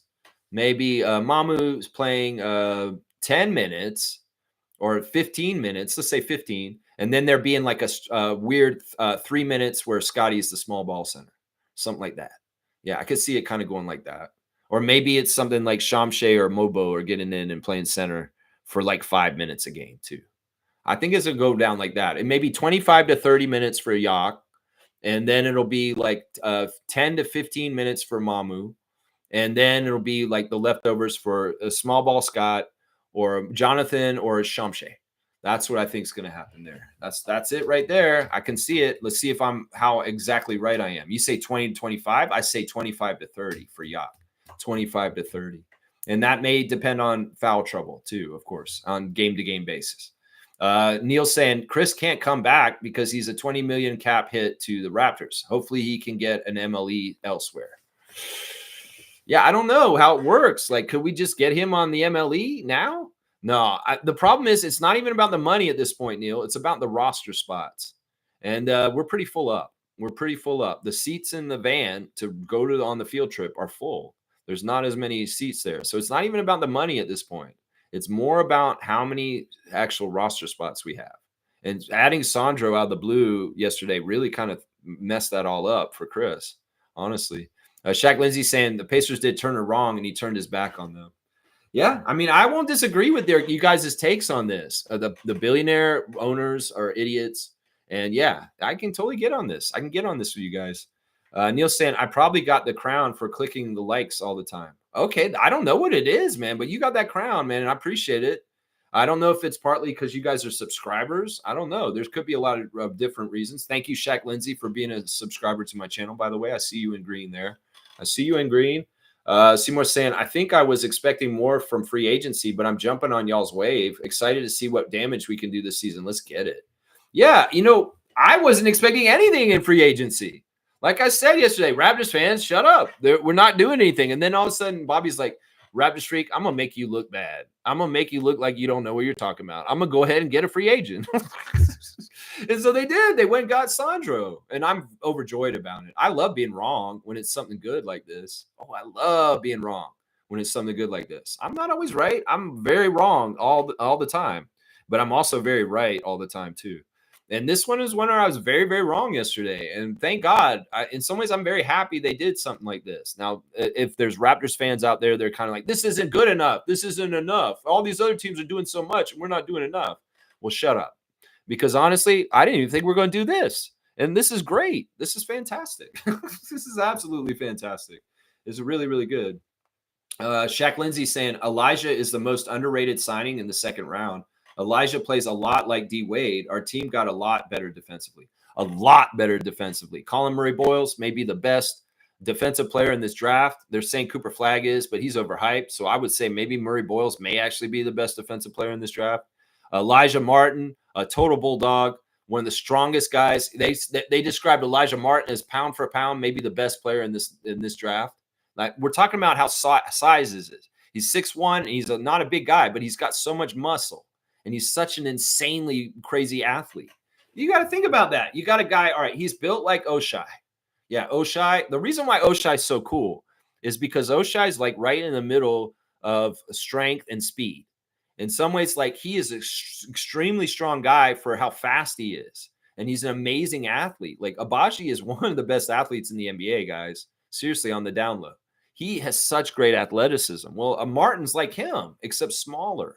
In some ways, they're very similar kind of player. Big, huge, strong shoulders and arms, but an amazing leaping ability and just a crazy, like, dogged defensive kind of way. And that's the thing. Elijah Martin is a dog, and he's going to be unleashed on the other teams. He's going to be a pest, and people are going to hate playing him. I'm telling you right now. They're going to hate playing Murray-Boyles. They're going to hate playing Chucky, too. But they're really going to hate playing Elijah. Just watch. Next year. Seriously, I totally hear what Shaq Lindsay's saying. He's right. This kid may be the pound for pound, the best player in the draft, pound per pound, but he doesn't have a lot of pounds. That's part of it. Neil saying highlights are a collection of players' best moments. You have to dig deeper in their track record. Oh, I completely agree about this. We talked about this a couple months ago, Stargate and I. He said that, I don't like watching the highlights. I like watching regular games. So you see everything. You see the good and the bad, then the ugly. And I agree with you totally. But you know what? In some ways, I like watching the highlights because we want to see what their talent level is to consistently do certain things. And when I watch the highlights, sure, there's anomalies. There's some things that they do maybe once, and it just gets caught on the highlight. But if you start seeing a track record on the highlights of different activities he's doing consistently over and over again on the highlights, then that can be really helpful in understanding the strengths of the player. And that's really what I was doing when I'm watching his highlights. Sure, they're not showing his lumps and his ugly stuff, and there's stuff out there for sure. But also I would say this, he's consistently been a rotation player his whole entire NBA career. And with a big like him, you can fall out of the rotation for not doing your job on defense or not playing correctly all the time. But he has not. For the most part, he has been in the lineup, and he's never, ever kind of shown that he's not out there completely giving his all and trying to be a winning kind of player for the teams he's played for already. So I agree with you, but do they make a lot of highlights that show bad highlights? No, they don't, Neil. So where am I going to go find the bad highlights of Sandro Mamu? They're not trying to put that foot forward.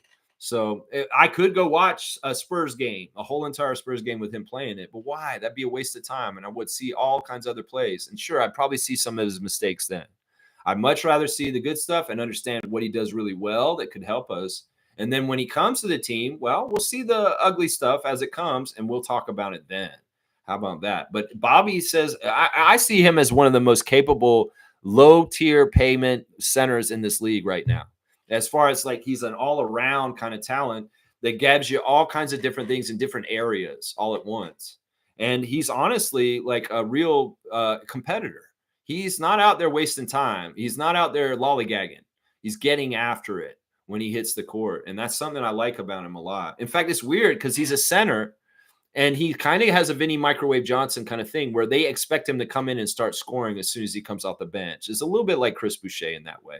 Some ways he's got a lot of what Chris Boucher gave us, but he's bigger and he'll be able to hold strength down low and he's a true center. And that's the difference. He can give some of the stuff that Chris gave us already. Chris is a better offensive rebounder and maybe slightly better three-point shooter. But other than that, a lot of the stuff that Chris gives us, maybe a better outside shot blocker too for Chris. Yeah. Let's see. Stargate saying, I said go back to Portland, Dame. I don't see that happening. That'd be weird. If he does, though, that would be really kind of telling that he misses his family and his old life. And maybe he's going to try and reconcile with his ex-wife. I don't know. At least it'd give him proximity to his children. And that may actually be more valuable than we think. Honestly, guys, that may be more valuable to him than we think. Kareem saying it's crazy watching Mamu highlights. He loves to finish his layups with his left, and he loves to dunk with his right.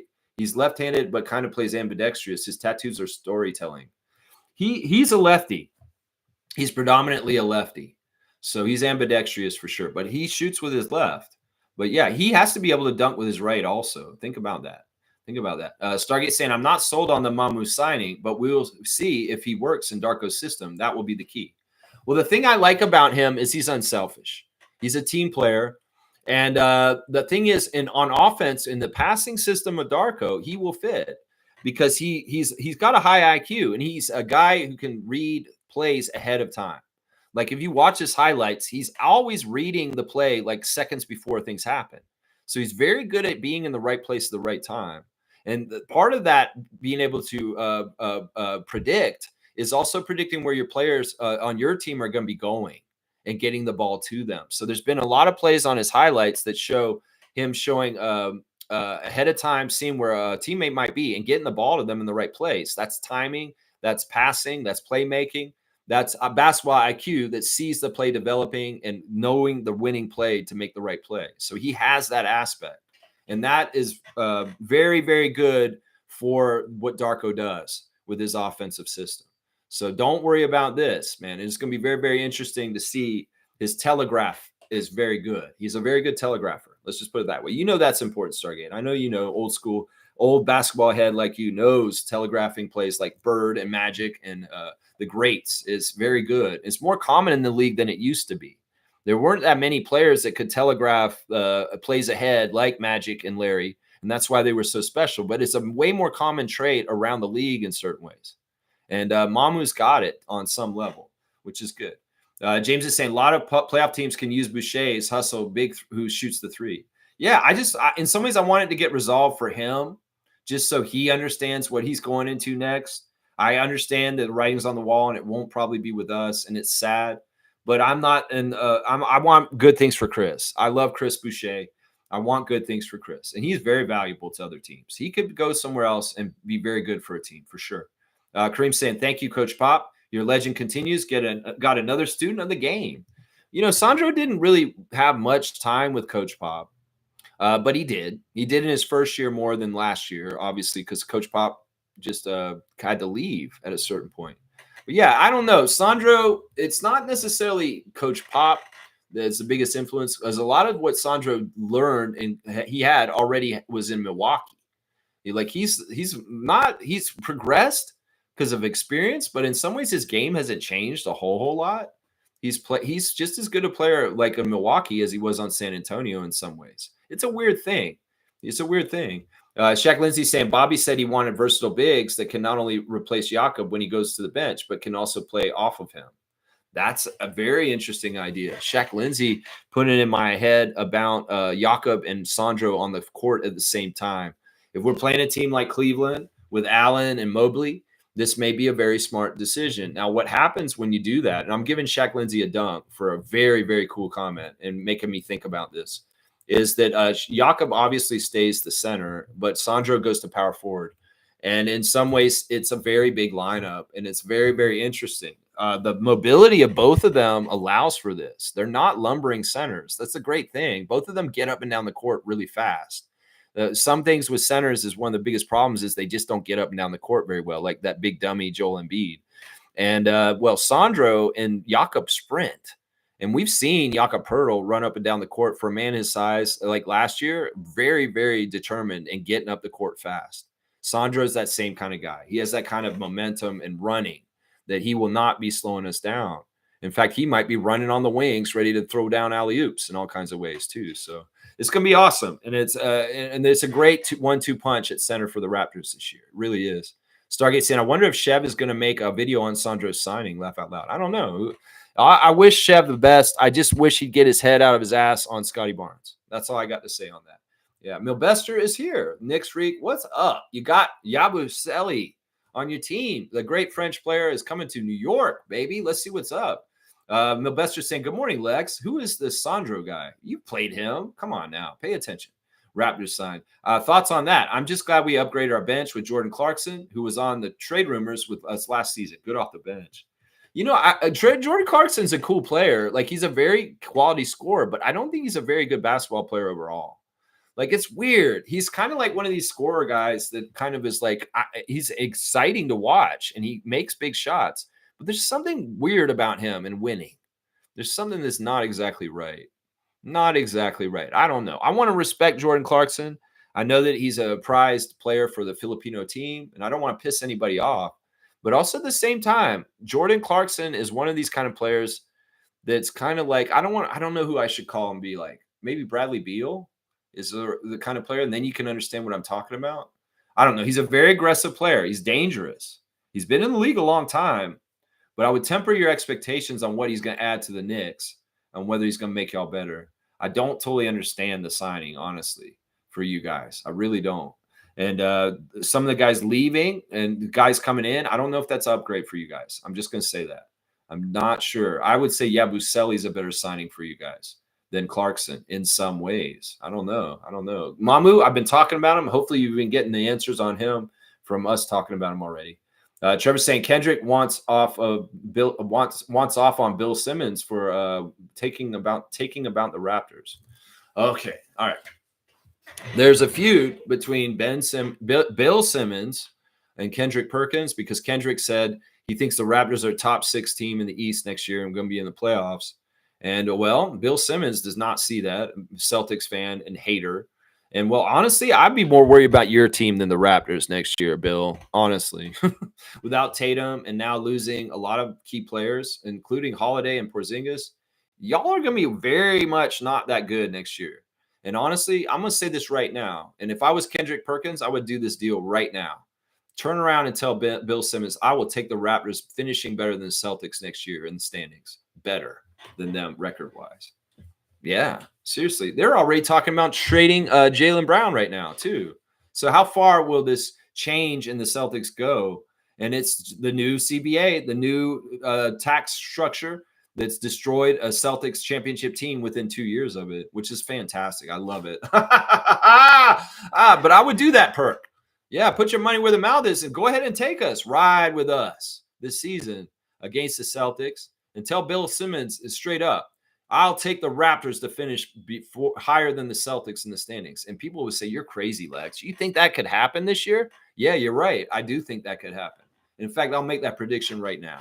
The Raptors are going to finish higher in the Atlantic Division than the Boston Celtics next season. Yep. That's right. No Al Horford there no more. He's in Golden State. There's a lot of changes in Boston. And everybody who just expects Boston to just be Boston and continue to be Boston after all Boston players leave, yeah, it ain't going to happen. I don't care if you still got Derek White and Jaylen Brown and some crazy-ass bullshit rumor that the Raptors tried to get Derek White. We did not try to get Derek White. That's absolute horse crap trade rumor. Us trying to get Derek White. Absolute horse crap. And all the Raptors fans who believe the Derek White trade rumor, you're idiots. Don't listen to our haters. Make up bullshit about us. If it didn't happen, it didn't happen because it wasn't going to happen. That's what I got to tell everybody. They're using that Derek White rumor to try and make the Raptors look bad. Oh, they tried to get Derek White, but they didn't come correct. It's all really ugly and toxic. And Raptors fans, don't believe that bullshit about Derek White. Seriously, don't believe it. It's not true. It is not true. We did not. Why would we want to get Derek White? We don't need him on our team. We have IQ. It doesn't make any sense if you really think about it. Why would we trade for Derek White? That doesn't make any fucking sense in the world. Seriously. And then they were saying, oh, the Raptors tried to come with this deal and it wasn't good enough. No, we wouldn't even want that. And then Boston fans were trying to say, this is what we want if you want Derek White. And we're like, we're not even asking you for Derek White. Y'all are making up all this shit on your own. Seriously, Raptors fans, they're making shit up and y'all are believing it. So stop believing trade rumors. If it hasn't happened, don't believe it. Seriously, because there's so much bullshit and it's all bullshit. Trust me, it's all bullshit. Neil's saying, I agree that a more experienced center than Common is needed because we are on Scotty's timeline. We cannot wait 3 years to groom a center because we got to go on now. Yeah. And Shamshay is the last guy in the line to come and show up and be that last piece when we get the championship. And in some ways, we can't wait for Common. We can't wait for this or that. In some ways, we're on a timeline right now. Yeah, I'll agree with this. Shaq Lindsay saying that's why Common ain't him and Sandro and CMB is. There you go. I like that. Stargate saying, I'm thinking that one more wing will probably be moved up to free up salary, unfortunately, just to be safe with this luxury tax thing. Well, there is a lot of talk in the Raptors press with Lewinberg and Grange that by the tax trade deadline, the Raptors may be shedding some money at some point. But this is something we don't need to worry about until halfway through the season. So we'll just have to see how they do with their financials. And some of it may very much depend on how successful Darko and the team are. It may very well have a lot to do with that. If we are absolute badasses and we are just ruling the East for the first half of the season, they may double down and invest in keeping the money in the structure. But they are going to flirt with the apron and the tax. And in some ways, Bobby's an expert on this. So we should feel very capable with Bobby Webster, trusting in him because he's a salary cap expert. And if anybody's going to be able to figure out the salary cap and get it done, he is a whiz like Bobby Webster. So trust in Bobby on the salary cap issues, and they'll figure this out. He'll do the best thing for us. Trust me. He's not going to fuck us up with the salary cap. Bobby is so smart on this. This may be his biggest strength as the GM of the Raptors, guys. Let's see. Main keys to a successful productive season: health and Darko's system understanding, compatibility, and functionality. Yeah, and gelling and growth, and the guys doing what they've already been doing and building off of it and getting to new heights. Yeah, it's all there. The chemistry is off the charts. The players are really nice fits, most all of them. We'll have to see more as time goes on. I'm very excited. Very, very excited. Milbester saying, I feel bad for Giannis. The Bucks screwed him over again. No, they didn't. They asked him, and he wanted this to happen. That the whole Dame being waived for Turner, but that's huge that he went to the Bucks. Pacers got weaker. Knicks upgraded with Clarkson and Yabusele. That remains to be seen, the last statement you made there. I will agree the Pacers have gotten weaker. And in some ways, listen, this is what happened. Giannis, I think the thing with Dame wasn't working at all. And Giannis was okay with him leaving, and Dame was okay with himself leaving. So I don't think that there's a whole to do. Is like Giannis is upset that they got rid of Dame. Wait, Giannis has asked for them to get rid of Dame. Wait, what is it? That's what I'm saying. There's so many stupid rumors out there. Don't believe jack shit. I believe this. I believe that Dame is happy he got cut loose because he can go to somewhere he wants to go. I believe that Giannis is happy too because the management has changed the roster and got rid of a guy that wasn't working with him. And they're getting a new guy in, and it gives Giannis a fresh approach to see if, he still wants to be in Milwaukee. So, I don't think I feel bad for Giannis. Why would you feel bad for Giannis? He's an NBA MVP and champion, and he has all the money in the world. Why would you feel bad for him, Milbester? They didn't screw him over. He asked them to move Lillard, just so you know. Milbester saying, I'm just glad they got Yabusele. They tried to get him off season and signed 1-year deal with the Sixers, and they missed the playoffs. Now he's here. But yeah, the Bucks are stuck with no picks and hard cap. Yeah, Yabusele wasted a year with Philadelphia It was annoying, but in some ways, I knew it wasn't a good fit for him, even though it looked like such a cool signing after the Olympics last year. I think he'll be better off in New York than Philadelphia for sure. But once again, I don't know if your team's gotten better. First of all, your coach is gone. That's a huge part of why your team's not going to be better. And then second, Clarkson and Yabusele aren't huge upgrades. Let's just put it this way.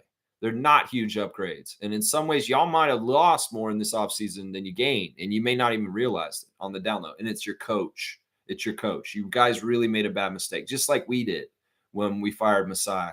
It's absolutely horrible decisions by the management of the New York Knicks and the Toronto Raptors, getting rid of Tom Thibodeau and Masai Ujiri this offseason. Very, very similar moves that didn't have to happen, but they happened because people are idiots, is basically what it is. Yeah. At least they're addressing the bench. I just hope they figure out a way to get Big Ragu back. Who's Big Ragu? I don't even know who that is. Big Ragu. What is that? That's a pasta sauce, right? Ragu. Are you talking about DiVincenzo? Is that his nickname? Ragu? Yeah. See, I wouldn't make that connection. Just so you know, you guys call him Big Ragu. Yeah, I'm not in Knicks Nation. I don't know your dumb little nicknames and stuff like that. That's who you mean, right? Is DiVincenzo? Is that who it is? Wayne's saying, morning, Raptor Freaks. A good executive, if aware of his preeminent departure, will put in irreversible moves, albeit short-term, to tie his successor's hands. If a capable deputy is left, it will succeed. I love what Wayne's saying here, and I'm going to give him a dunk. And this some way is describing what's happening with the Raptors right now. In fact, the Brandon Ingram move makes way more sense even now because of the Masai firing on Friday. Because honestly, Masai has made a move for the offseason for the Raptors in a huge way with the Brandon Ingram trade. And in some ways, that was part of what was happening. The right was on the wall. He could see his time was running out. And he was doing things in contingency, just in case things went the way they did. And they did. And I think that Wayne's exemplary in what he's saying right here is a very good descriptor of this. It's like, look, he knew he may need to go, but he wanted to set us up in a good way past him. And with Bobby hopefully continuing his wishes as much as he can in his position of power on the Raptors, the legacy and the fingerprints of Masai on our roster build will continue. That's right. Will continue. That's right.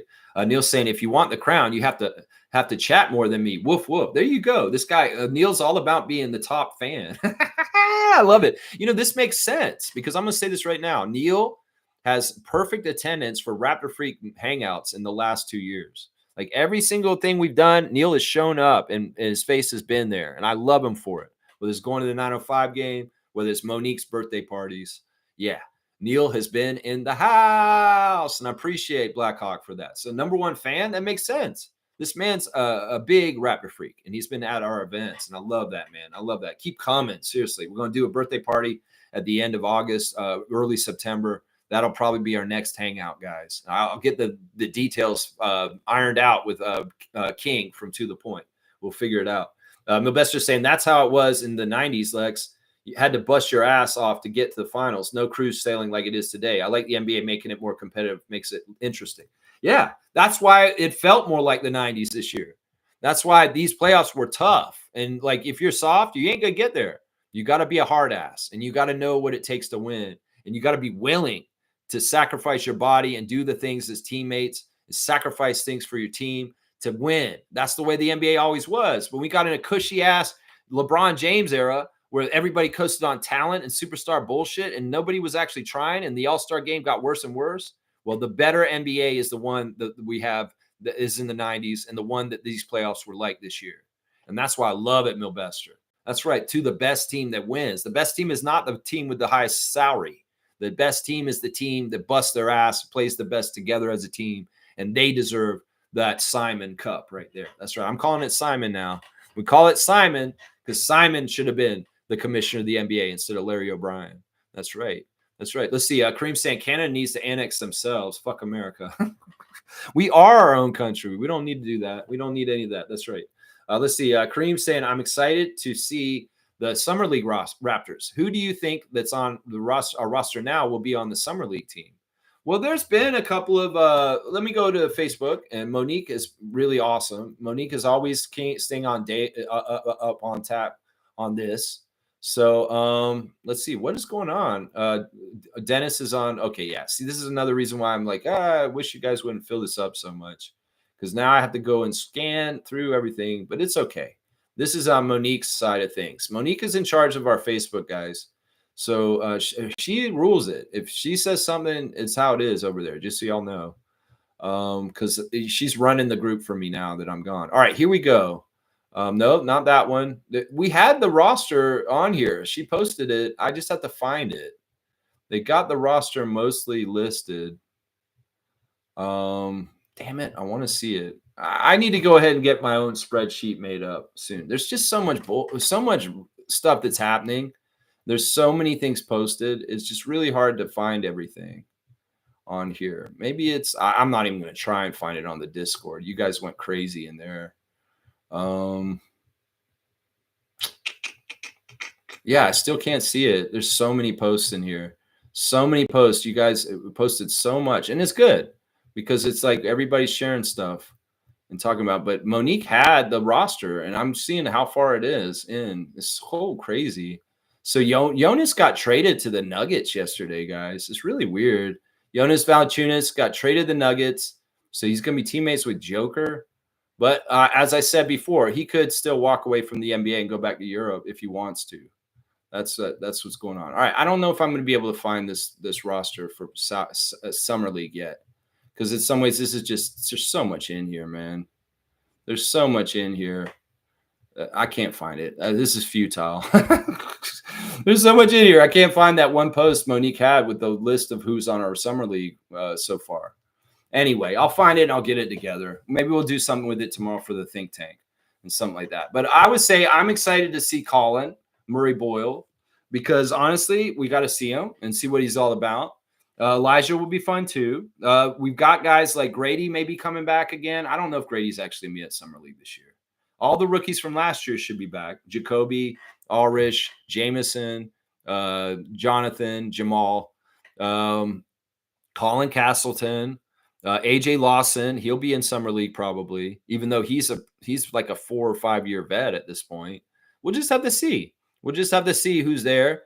But Murray Boyle is the one we should really be paying attention to the most because he's more likely to be a rotational player for the Raptors out of anybody. The rookies from last year too. But yeah, Blackhawks saying Shed, Mobo, Jacoby, Battle, CMB, Martin, Chucky. Yeah. Clifford Omarui. Now, people asked about Clifford Omarui as far as his status. He's on Exhibit 10, which is basically he's in the same position as Quincy Guerrier last year. So he's going to be a part of our Summer League. He's going to be a part of our training camp, but he's not going to probably make the team, but he'll be on 905 like Quincy. So Clifford Omarui is pretty much slated to be the big on the 905 level, the center for that team. So, yeah, just so you guys know. Kareem saying that Discord is crazy. I came in there and feel like there's too much posts to catch up on, but that's just me. That's what I'm saying. I mean, I don't mind it to an extent, but I think that we need to have a conversation channel and then a news channel. And the conversation channel should be the other or the speculative channel. And that's the thing. That's too daunting. You guys are writing books in there. And I want it to be friendly for everybody to use. And I understand. And I love the interaction. I love there's people wanting to use it. That don't get me wrong. It's just that we've got to organize it a little bit better. I don't understand Discord that well yet. And Nins is helping me. And Mike knows a lot about Discord also. And hopefully I can get Logical Rappers Fanatic to help me kind of figure out how to do the rules on Discord a little bit better. Just a little bit. Blackhawks saying, we got Chucky. Fucking A. Yeah, Chucky. That's right, Chucky. Create another channel on your Discord, then get chatty about basketball. We did. They're there. We got the basketball channels for basketball news, other, and then speculation is the other channel. So there's 3 there. Mike saying, my bad. I basically gave my cap report from all the changes and won't be writing as much normal. Okay, so Mike is here. You can hear me. It's all good, Mike. I appreciate your work. And I honestly, I enjoy reading your stuff, but it's heavy. There's a lot. I mean, it's just we want to keep news and I've already gone over this too much. I appreciate you, Mike. I'm going to give you a dunk, honestly, because you're very informative, and a lot of what you guys are doing is very good. It's very, especially yesterday. I was like, holy crap, y'all are posting a lot in here, And it's okay in some ways because it was a busy day yesterday. It's just that mixed in with your comments, there's a lot of extra comments that didn't really need to be in there. That's what it is. Your comments are mostly usually pretty helpful, honestly. Neil's saying, I've seen the other channel rename it to World News so they gravitate to it. There was some conversing in other, but they need to be encouraged. Yeah, other was really made more for politics. Like people wanted to post politics stuff, Trump stuff, and I'm like, I don't want to see it in the basketball channel. So it's like kind of just sussing everything out. Mike understands threads and Discord, and in some ways, I might get Mike. Maybe I need to make you one of the admins of the Discord, and you can start organizing threads because I know you described this before when you came on the Discord. Is that, oh yeah, the Discords I've been on, they have all kinds of very detailed threads where people put the right posts in the right places. So Mike understands the mentality of how Discord should run. So maybe that's the answer. I need to make Mike an admin with Nins and allow him to make changes to the Discord server. I think that's what I'm going to do, Mike, if you're okay with it, because it would be helpful. Randolph saying, Lex and Freaks, the rounding up, deaths, separation of families, inhumane treatment, and deportation of those people and the imprisonment at the dangerous albatross breaks my heart.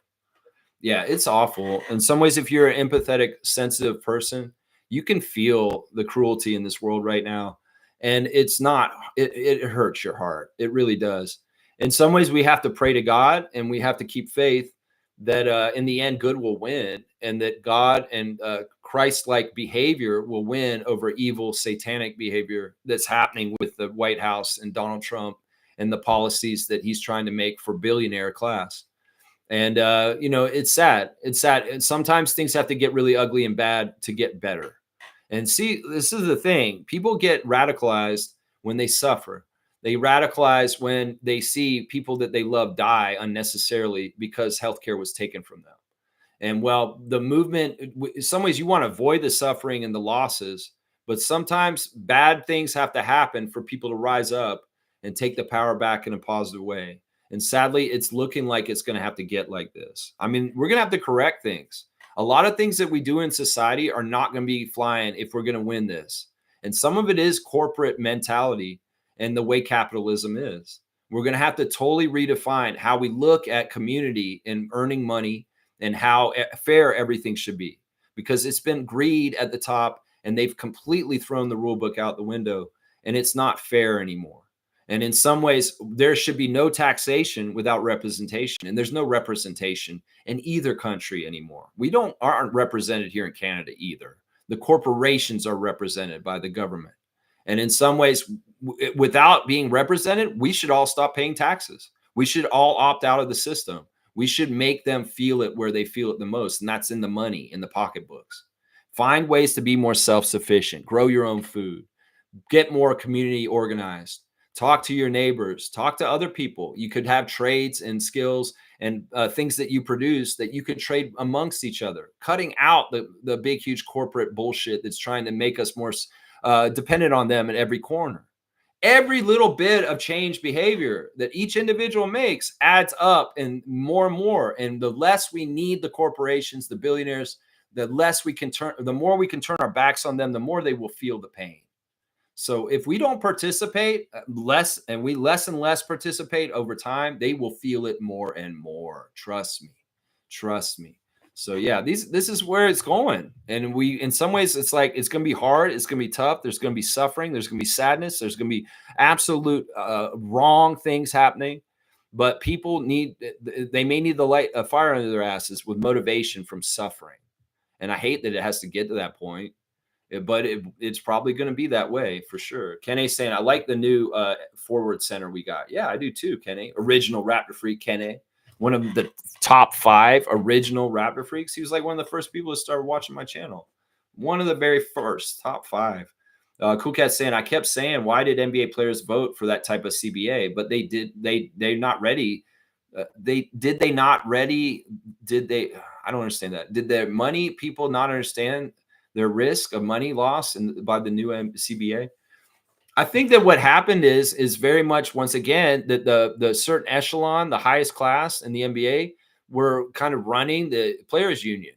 And CJ McCollum, I think he was in charge. He totally sold out the lower classes of the middle class of the NBA. And they ratified it because, they all think just like we all do. Oh, someday I'll be that top player in the league and get that big money. Oh, I'll be a billionaire one day. You can't change the rules before I get to there. So in some ways, that's part of the myth that they teach everybody. It's like, oh, you shouldn't be after billionaires because you could be one someday. So what did they told the players? The same thing, Cool Cat. You shouldn't be against us making so much money and the middle class being snuffed out because you could be one of us one day. Well, it's not realistic for most of those players or the majority of like 99.9% of population becoming a billionaire from nowhere. So I'm just saying it's the same lies that they tell general society that they probably told the players when they voted for that CBA. Right there, right there. Logical saying the new CBA is key to health expansion. 36 new jobs, health expansion. Okay, they did get better things on the side, like maybe some of the better things like with their pension and their health and stuff like that. I think that makes sense. I think that makes sense. All right, I lost my place. Let me find it again. It was Mike Cool Cat. Cool Cat into Mike. Okay. Let's see. Cool Cat saying CBA leads to team expansions, but eliminates the middle class NBA players. I don't know about the trade-offs. Billionaires never lose, is what I know for sure. Laugh out loud. Well, that's why in some ways we can't have the government run by billionaires for billionaires like the United States is right now, because they'll absolutely gut the quality of life for everyday citizens. And that's why the system's absolutely broken. Capitalism is broken. Everybody who thinks capitalism is just a perfect system, you're fucking wrong. People cannot be trusted to be running humanistically from the top with greed involved.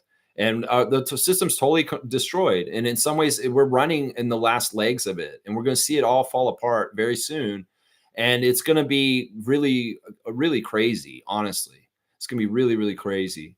So yeah, being dumb and thinking, oh, capitalism is the best system in the world, you were wrong. And it's just as bad as communism. And it's just on a different timeline to fail. And we're very close to the demise of the system of capitalism because it's absolutely a horrid system that cannot be trusted. Humans have faults. We're absolute megalomaniacs and egotists, and we do not care about other people enough for capitalism to be responsibly used. So yeah, we're screwed. We're screwed. And in some ways, capitalism deserves to die because of what the ends it's going to get us to very soon. And what will happen is, like I said, there'll be millions and billions of people lost. There'll be all kinds of crazy confusion and destruction in this world, probably for decades. And what will happen from the ashes of everything, people will be so pissed off about what caused everything that there will be a reverse going the other way. And in fact, we may have a totally dramatically different society. It could be very much more like Star Trek, thank God, by that point. But all the pain and misery and loss and suffering, we could have avoided if we'd just been more humanitarian in the world we have right now. Yeah, that's what's going to happen, guys. I don't have to be that smart to understand what's happening.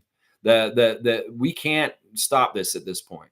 And it's evidenced by the actions of the United States government right now. And the branches of their government's totally bought and paid for by billionaires. And don't get it twisted. Our country here is just as much under the thumb of billionaires and corporations here.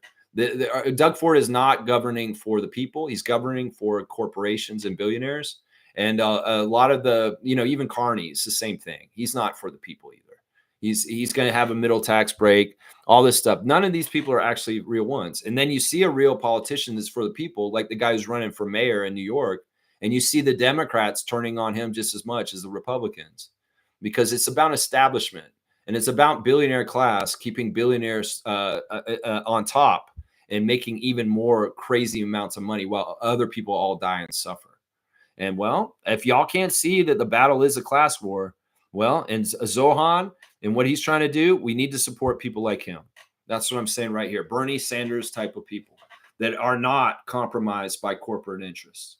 And well, every other politician that takes corporate money or is involved in corporations, well, we're not going to be all about that. At a certain point, there will be a evening out, and this will all fall apart. And what I described a couple minutes ago will happen. Yep, let's keep going. All right, let's see. Mike's saying the high class is not getting maxes so they can pay better role players. Okay. Off for a meeting. We'll tune in later. All right, Cool Cat. Great to have you in the chat. Number 3 on the top fans chart. Blackhawks saying they probably held back Elijah to manipulate the cap with Mamu's signing. The cap can't block Elijah's signing. We don't need to speculate about this. Elijah Martin's in a special position because in some ways, first of all, he's a second round pick, which we keep rights to him for that. Also, there's very much a chance, this is the thing, that he could go to Summer League and he plays so badly at Summer League that we cut him, even though we just drafted him. So it's things like that, okay? It's that we're not totally throwing our hat in the ring with him. Chucky's a safe thing to put on right now. Collins definitely committed as a lottery pick at number 9. But there's no guarantees that Elijah Martin has a path like Jamal Shed. And that's the thing. That's the symbol of it. It may be very well be that we're not going to sign him until after a Summer League. We have to give him a tryout in Summer League. We have to see what kind of person he is more and his personality, if he fits with our team before we invest in him in a rookie contract. So that's probably more what it is, Neil, is that what I'm talking about right there. Mike saying Sandro is on a minimum, holding back Martin. It is maybe two-way him and look at Boucher or another player to be on the big club. I don't know. I don't know if they two-way him. I'd rather them two-way AJ and keep him and just allow Martin to be like Shed last year and flipping as a rookie between the two teams, more on 905 than on the Raptors. We'll see what happens with Elijah Martin. It may be some of the timing did have to do with Mamu. It may be some of that, yeah. Let's see. Turner front loaded and renegotiated a deal with Indy last time. Okay, yeah. We already said that. Blackhawks saying, y'all want this crown? Come get it. I see Cool Cat rising up. Look at Neil. Really feeling good about a thing that didn't exist yesterday. I didn't put it in, and I don't even know if I care about it. But he's talking trash about it. That's awesome, man. I love that. Mike saying Boucher has bird rights, and we're not going to hit the second apron. Boucher would cost like $2 million more than Martin on a regular contract. Maybe two-way G-leaguing Martin works this year. Who knows? We'll just have to see. Stargate's calling Martin a smaller Norman Powell. I think he's a smaller Oshai.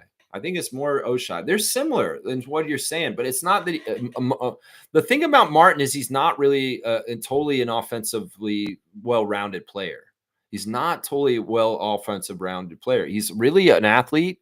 In some ways, he's very Russell Westbrook-esque. He's not necessarily a super great shooter. Let's just put it that way. He's a very good athletic player, and he's a very good defender.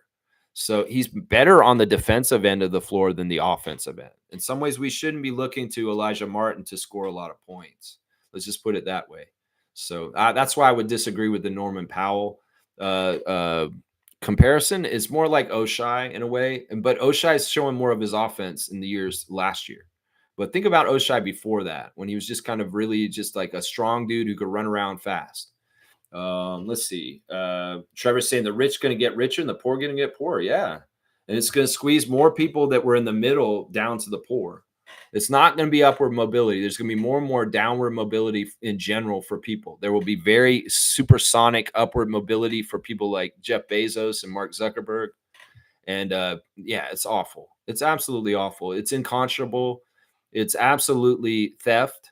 You know, they're the more criminals than any pickpocket or any looter or any burglar or any person like that. Wage theft and billionaire class theft is way, way worse for the world and way more criminal. It's just not stigmatized as much because they pay so much money in PR firms to make it not look so bad and cover it up and do all kinds of stuff like that. That's right. Tristan saying, good problem to have. Too many good players. Yeah, well, we'll see. I don't know. We'll see. We'll see what happens, how it's managed. James is saying Nuggets really upgraded in free agency. They're a top team in the West. I don't agree with this. I really don't. It's like they're coming back around to get Bruce Brown. I don't know if Jonas is actually going to report, guys. I could see Jonas saying, yeah, guys, I love y'all, but I'm going to walk away from $10 million because I want to go home to Lithuania and I want to play in my home country. There's still a strong possibility of that. So don't count your chickens that Jonas Valanciunas is showing up to Denver, because he said earlier this summer he might go back to Europe. And even though it sounds like I'm wrong about this, Monique's saying, you were wrong about Jonas. I may not be wrong still. The only thing that happened is Jonas got traded. It wasn't his decision. The Sacramento Kings traded him to Denver. That doesn't mean that Jonas still wants to play in the NBA. It's his personal decision. Maybe is like, you know what, guys, thanks. I know I'm owed $10 million for next season, but I don't care about money at this point. I want to get the fuck out of the dumpster fire the U.S. is, and I'm going back to Lithuania to play in Europe. I mean, that could still happen. Let's not get it twisted. I do not have any faith in the Denver Nuggets. I really don't. They've been on a decline since their championship, and they're trying to reclaim old people from their team before. No, they just lost Michael Porter Jr. Now, I agree. Cam Johnson's a better player than Michael Porter Jr., but they're changing, and they're not the same team, and they have a totally different coach now.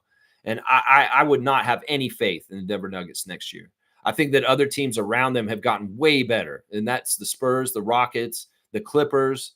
These teams have gotten better in this offseason, and the Nuggets are not moving up like you think they are. I'm sorry. I'm going to disagree. I'm going to disagree with that one. Kaloy saying, morning, Lex, and our Raptor Freak fam.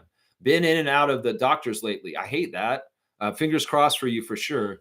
Stoked by the Mamu signing and Yak extension. Bobby has our backs. Fuck Pelly and Ed Rogers. There you go. Kaloy, you get a dunk for a fuck Keith Pelly. That's right. Keith Pelly, fuck you. That's right. Kaloy said it, and Santino would say it too when he's old enough and he can use that language. He will.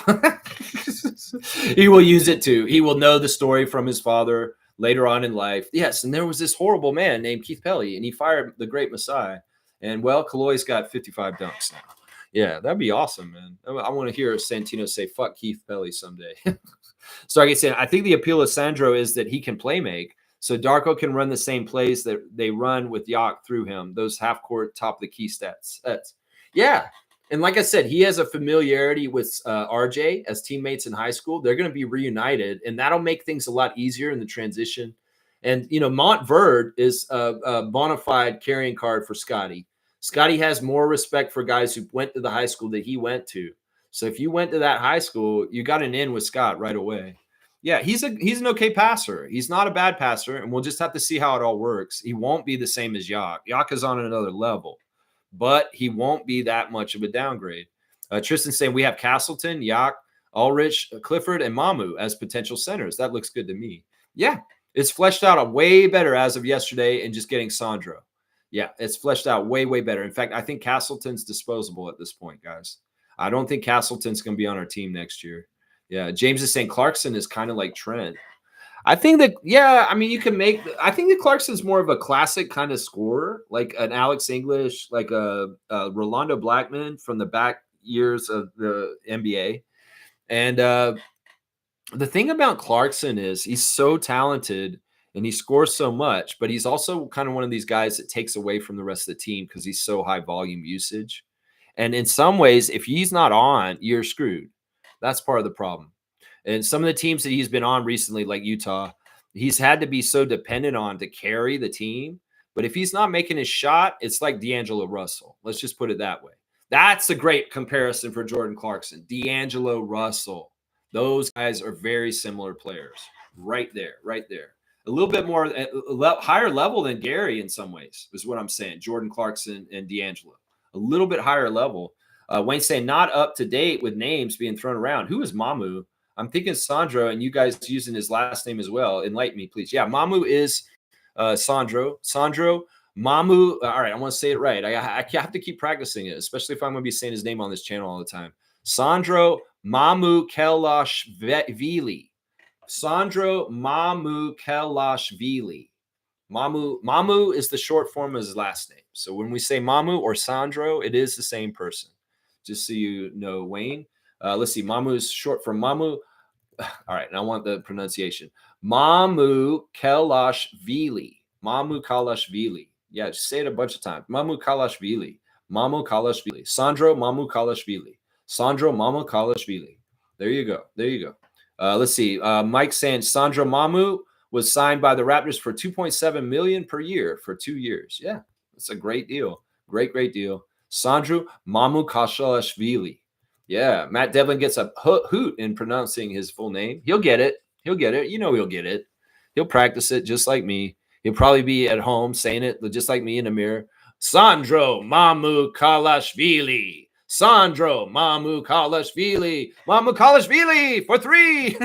He's going to practice his calls, man. In some ways, that's what it is right there. Sandro Mamukelashvili. Yeah, for sure. He's going to learn it. And you know, Herbie's going to get that pronunciation. He'll even probably go into Georgian dialect to try and get it exactly right and get all of the pronunciation all out in it. I'll bet you. That's what he does for Chris Boucher. That's what he did for Dennis Schroeder. You know, he's going to do it for Sandro too. Watch. Herbie. Herbie, the great Raptors legend. Herbie. That's right. We love you, Herbie. Herbie Kuhn. That's right. Let's go. Merci. Stargate saying, when it comes to Bobby, I say this: you cannot work with a man like Masai Ujiri and not have some things rolling off on you. Ask Teresa Resch. Oh, for sure. I mean, some people were saying this on Raptors Reddit, and I'm like, wait, what? Hello. There was a Raptors Reddit post that's like, I wonder if Bobby used Masai as his mentor in the years that he was with him in Raptors.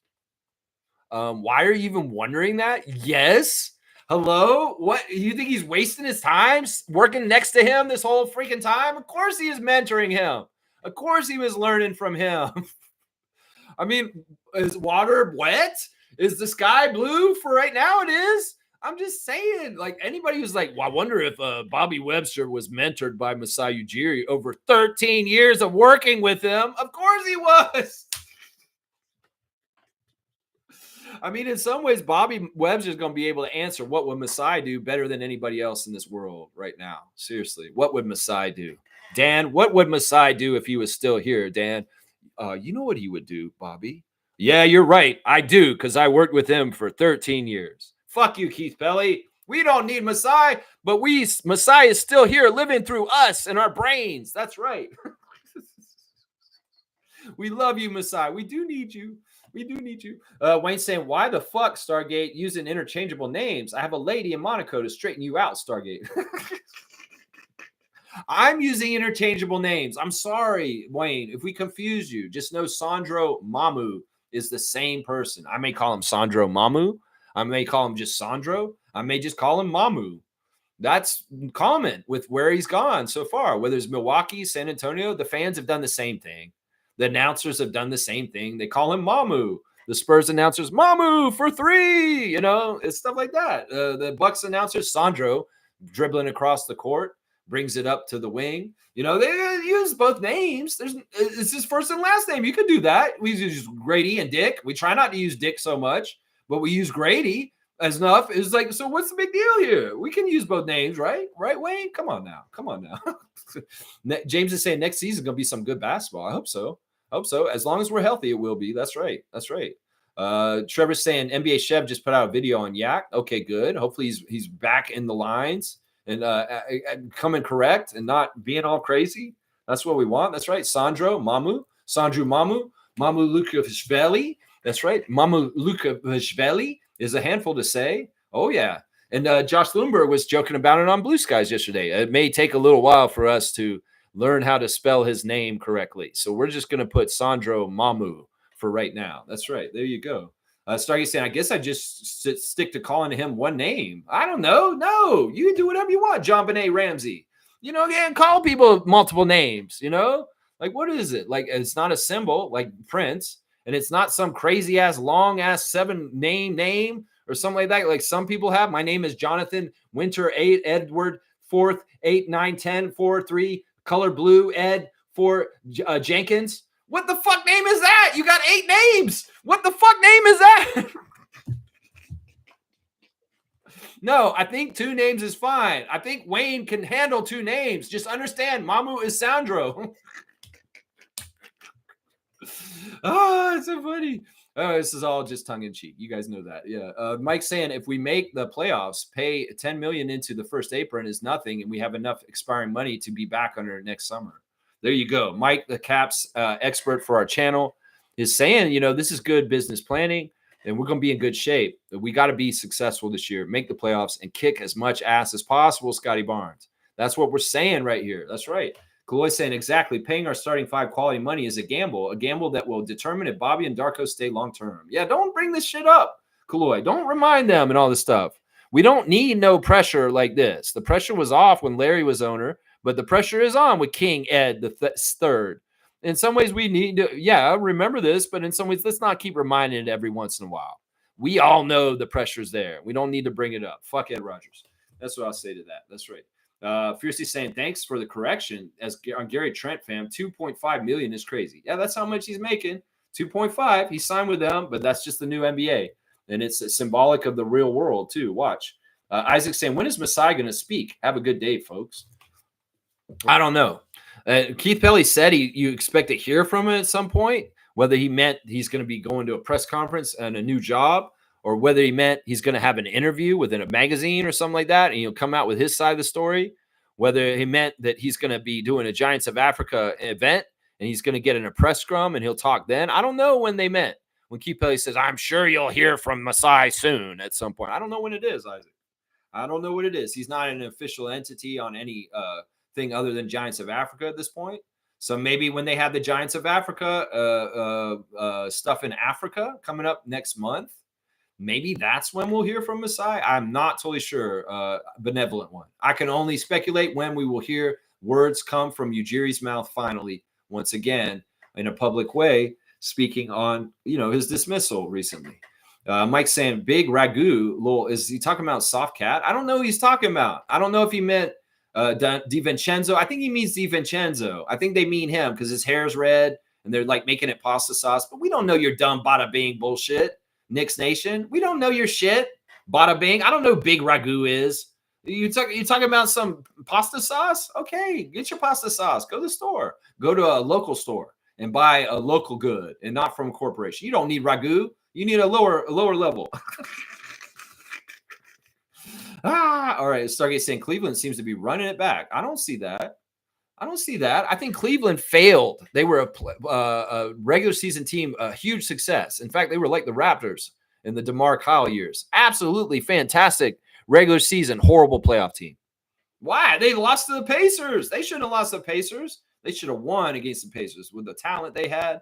But no, they folded because in some ways the new NBA doesn't like mirages, false teams that seem like they're very good teams because of great regular season records. But when it gets to playoff season, the real season, the hit the ground, get on the floor season, the real season, the Cavaliers became pretenders. In some ways, I'm shocked that they're blowing up their team as much as they have. They kept it together. Maybe they do better. But no, they're losing people like Ty Jerome, Georges Niang. They're losing key players, and they're bringing in other players. And I don't totally trust the other players they're bringing in with the players they're losing. Let's just put it that way. Tyro Jerome is a big loss for them going to Memphis Grizzlies.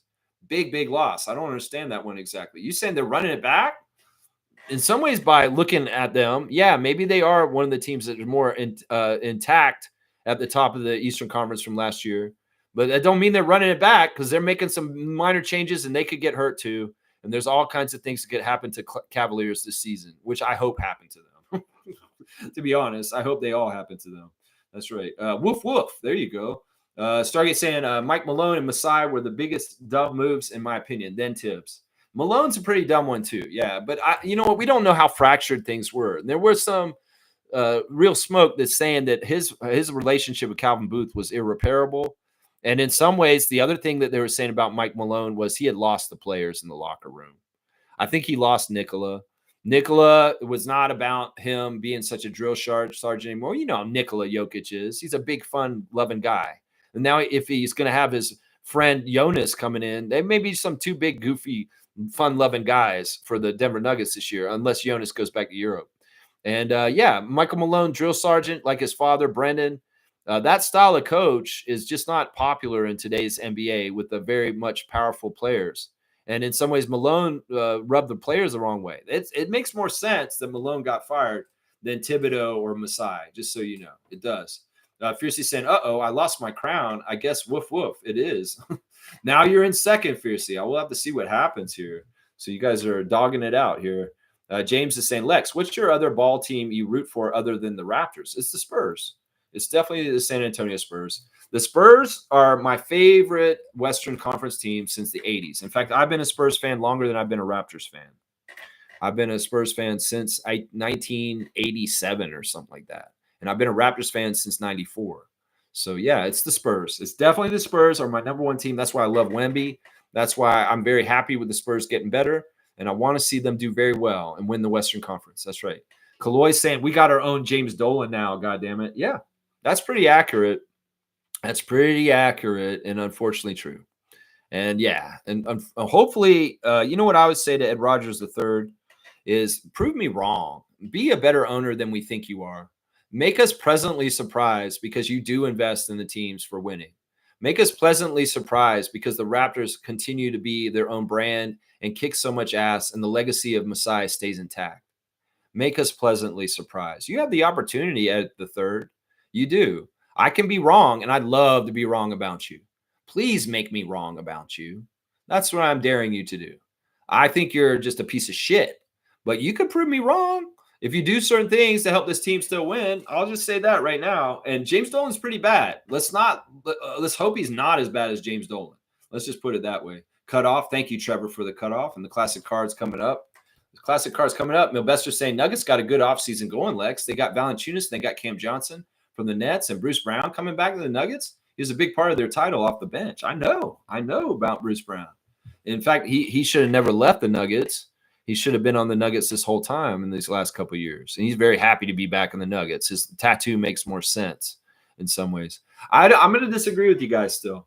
I'm going to disagree with you guys. I think that the Nuggets are still on a decline from their championship year, and they're not going to be better this year coming up. In fact, they may be a lot more noticeably worse. Trust me.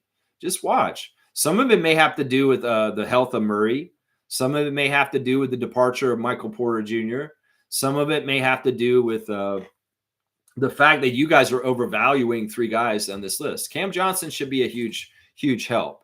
But Valanciunas and Bruce Brown, they're not going to help them that much. They're not. They really won't. Watch. See. Stargate Santa Chloe, all these billionaires know each other. They all run in the same social circles, whether it's be vacation spots or Diddy type parties.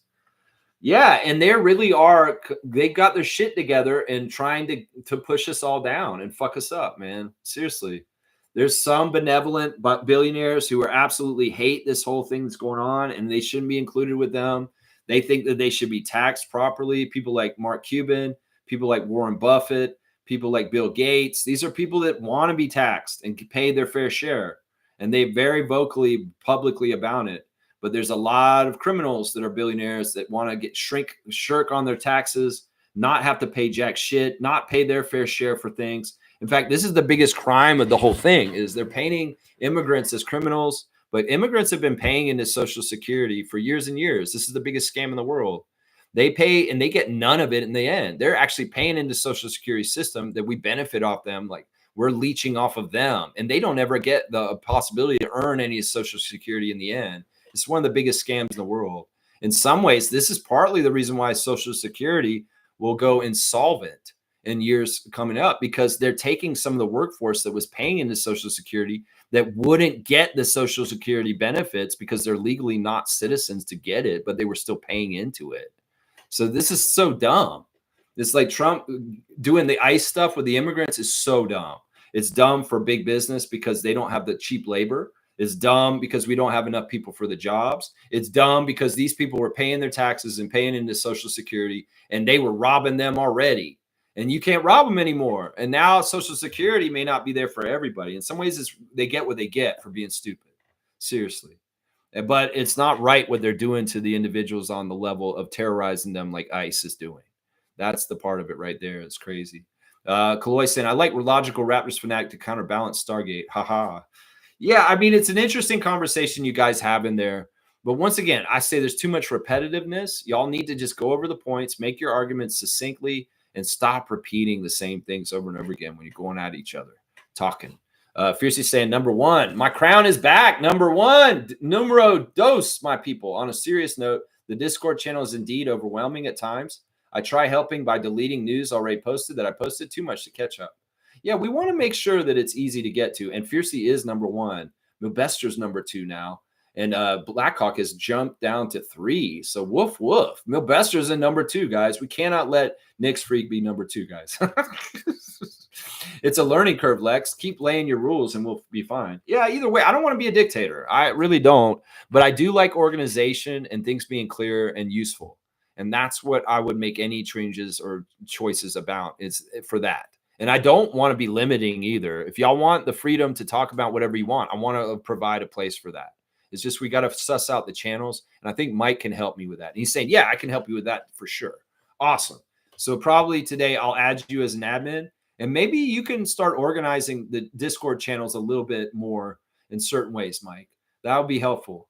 Let's see. Fiercely saying, yeah, all right, read that. W Stream fam, thank you for the cutoff. And we are almost at 3 hours. So we did a Lexathon today again. Oh my gosh. Cool Cat saying, oh my gosh, I just got back from my meeting. Lex still going over 2 hours. I know. And there's Mo showing up. This is part of the reason why. Monique, I need you so bad. I go too long. Let's go, Sandro. So happy for Yak. Hey, Raptor Free Crew. Hey, good morning, super fan Monique Lawrence. We love you. Thank you for being a producer of this channel. Thank you for the cutoff.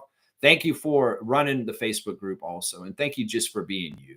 How about that? And Nameless is here too. Sup, y'all? Reporting live from an underground parking lot. There you go, Paisano. There you go. How are you doing today, Nameless? Always happy to see my Paisano, my Italian teacher, Nameless. Awesome to see him. Wayne saying to be socially conscious is a decision to experience inconvenience. We're not programmed to be inconvenienced for our own good. You know, in some ways, it's tough to be empathetic and sensitive and aware and smart. Ignorance truly is bliss. And to have a sense of right and wrong and intelligence in today's world is really tough. It's much easier to be a dumbed down idiot MAGA person who's so stupid that they don't even realize what they're doing. And that's what they try to train more people. They want less people like us. They want more programmable sheep that just fall in line with whatever narrative they want to give them. In some ways, we are living in a world that's different now, and where they're trying to make truth and reality what they want is shaped to be. But we understand what the truth and reality of good and bad and stuff like that, and what is right and justice. And in some ways, we cannot allow their version of reality to become the status quo. And that will be one of the biggest fights in the years to come right now, is the status quo is trying to be shifted by the billionaire class in a way that's very ugly and dystopian for the future for all of us. And we cannot accept it. And we need to hold our ground and bond together in a community and hold against them and resist. That's just it right there. That's it. It's tough to be aware and smart and empathetic in a very cruel, awful, unjust world like today. But honestly, it's absolutely essential that there's people like us, if there's to be any kind of good future for your children and grandchildren. That's what I'm saying right there. That's it right there. And it sucks. In some ways, we got to be strong, and it's going to get really dark, and it's going to get really crazy. I'm not going to lie. It is. I know it is at this point.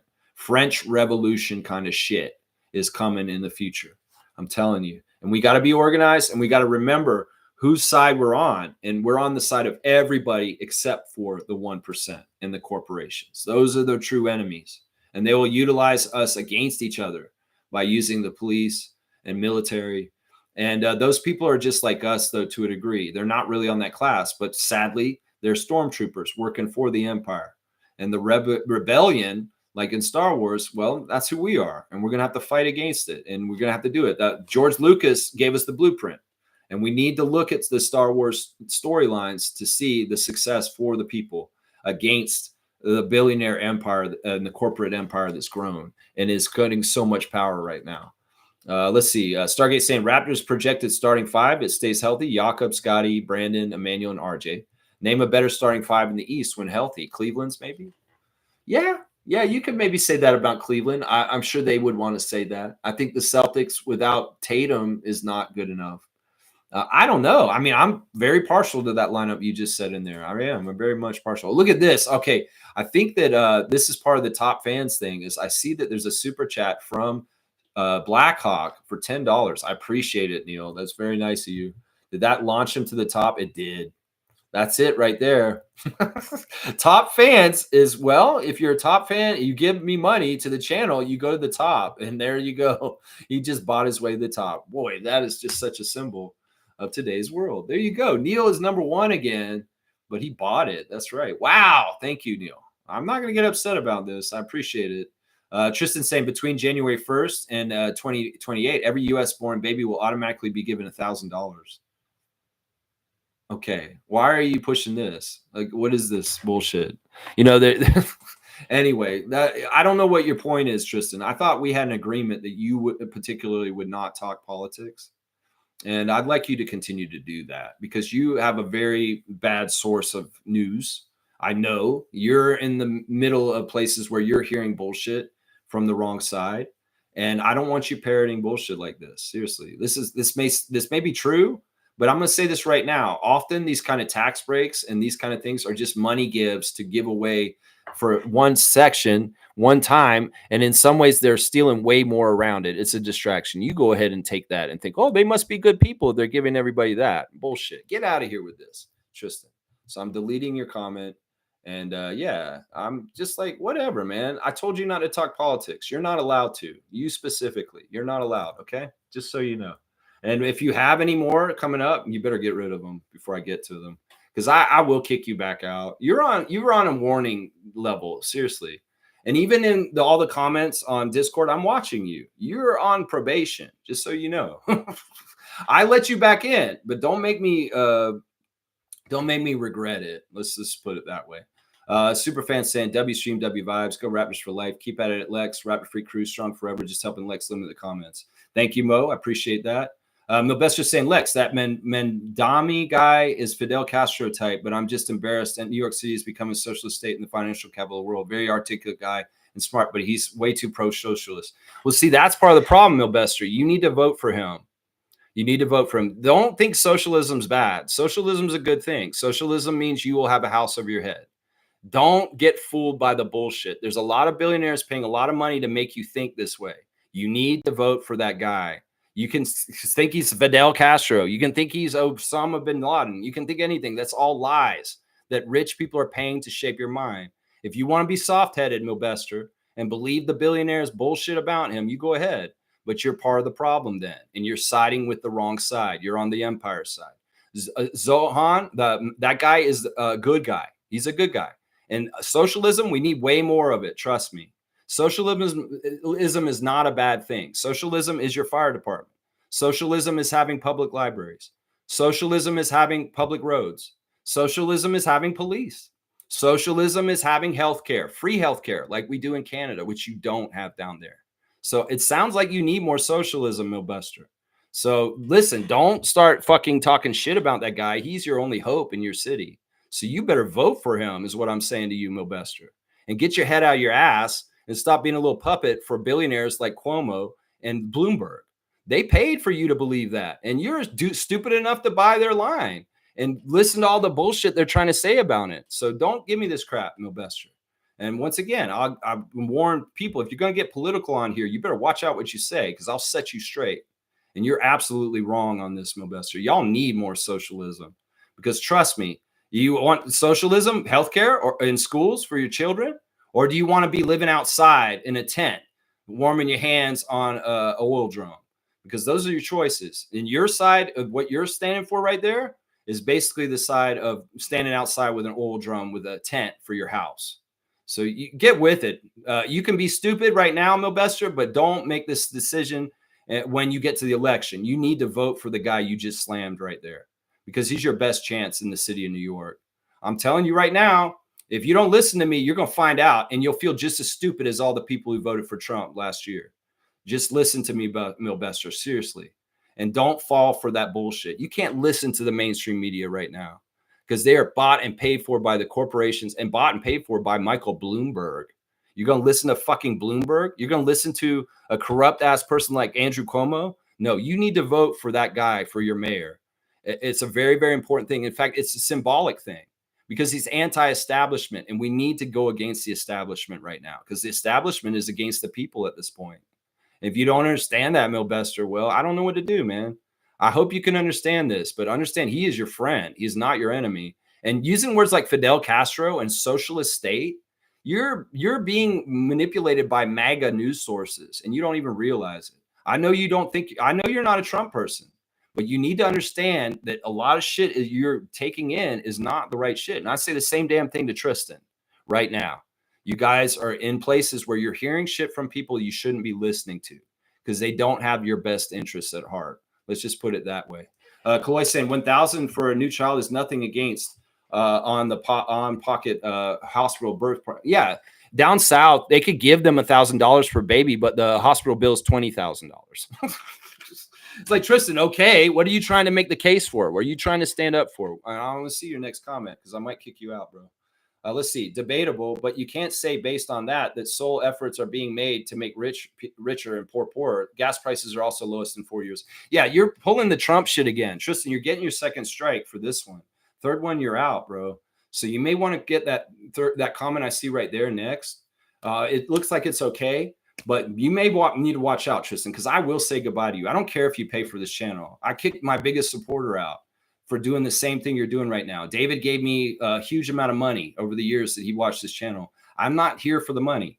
You can be a supporter of this channel. I will kick your ass out. I don't care, even if you're a subscriber to the channel. So watch yourself. I've told you, Tristan, you're not allowed to talk politics here because you're inundated with MAGA speak, and you fucking come in here with this shit and you parrot it like an idiot. Like, you have a very low IQ to me, Tristan.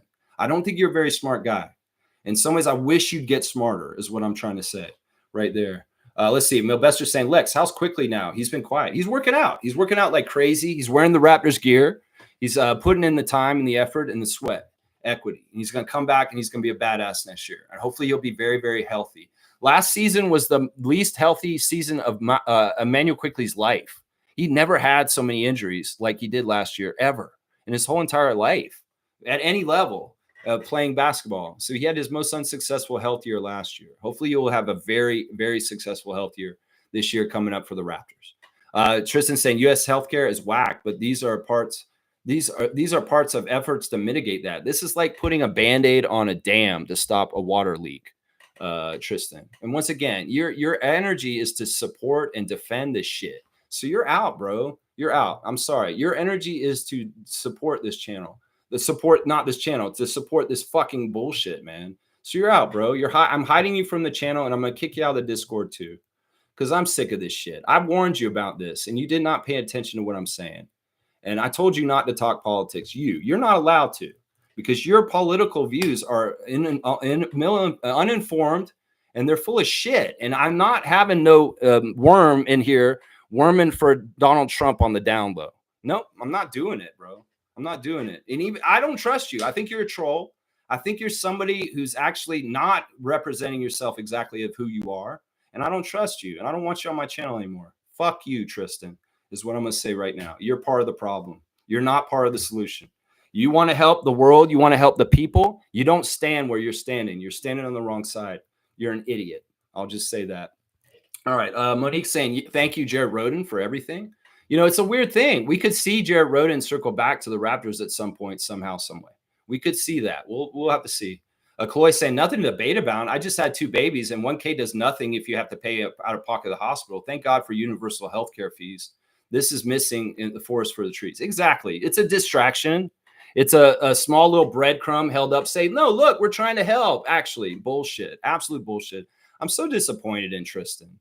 I thought he was a much more intelligent young man. And I'm just sad. I'm just sad that we have the people are getting duped like this. Tristan, I really want you to get your information better. Seriously. Because honestly, you're not helping things. I'm going to say this once again. Y'all standing for Trump and anything he's doing right now, you are going to be on the wrong side of history. And as far as I'm concerned, you guys might as well be Nazis. So Tristan, you want to defend Nazis?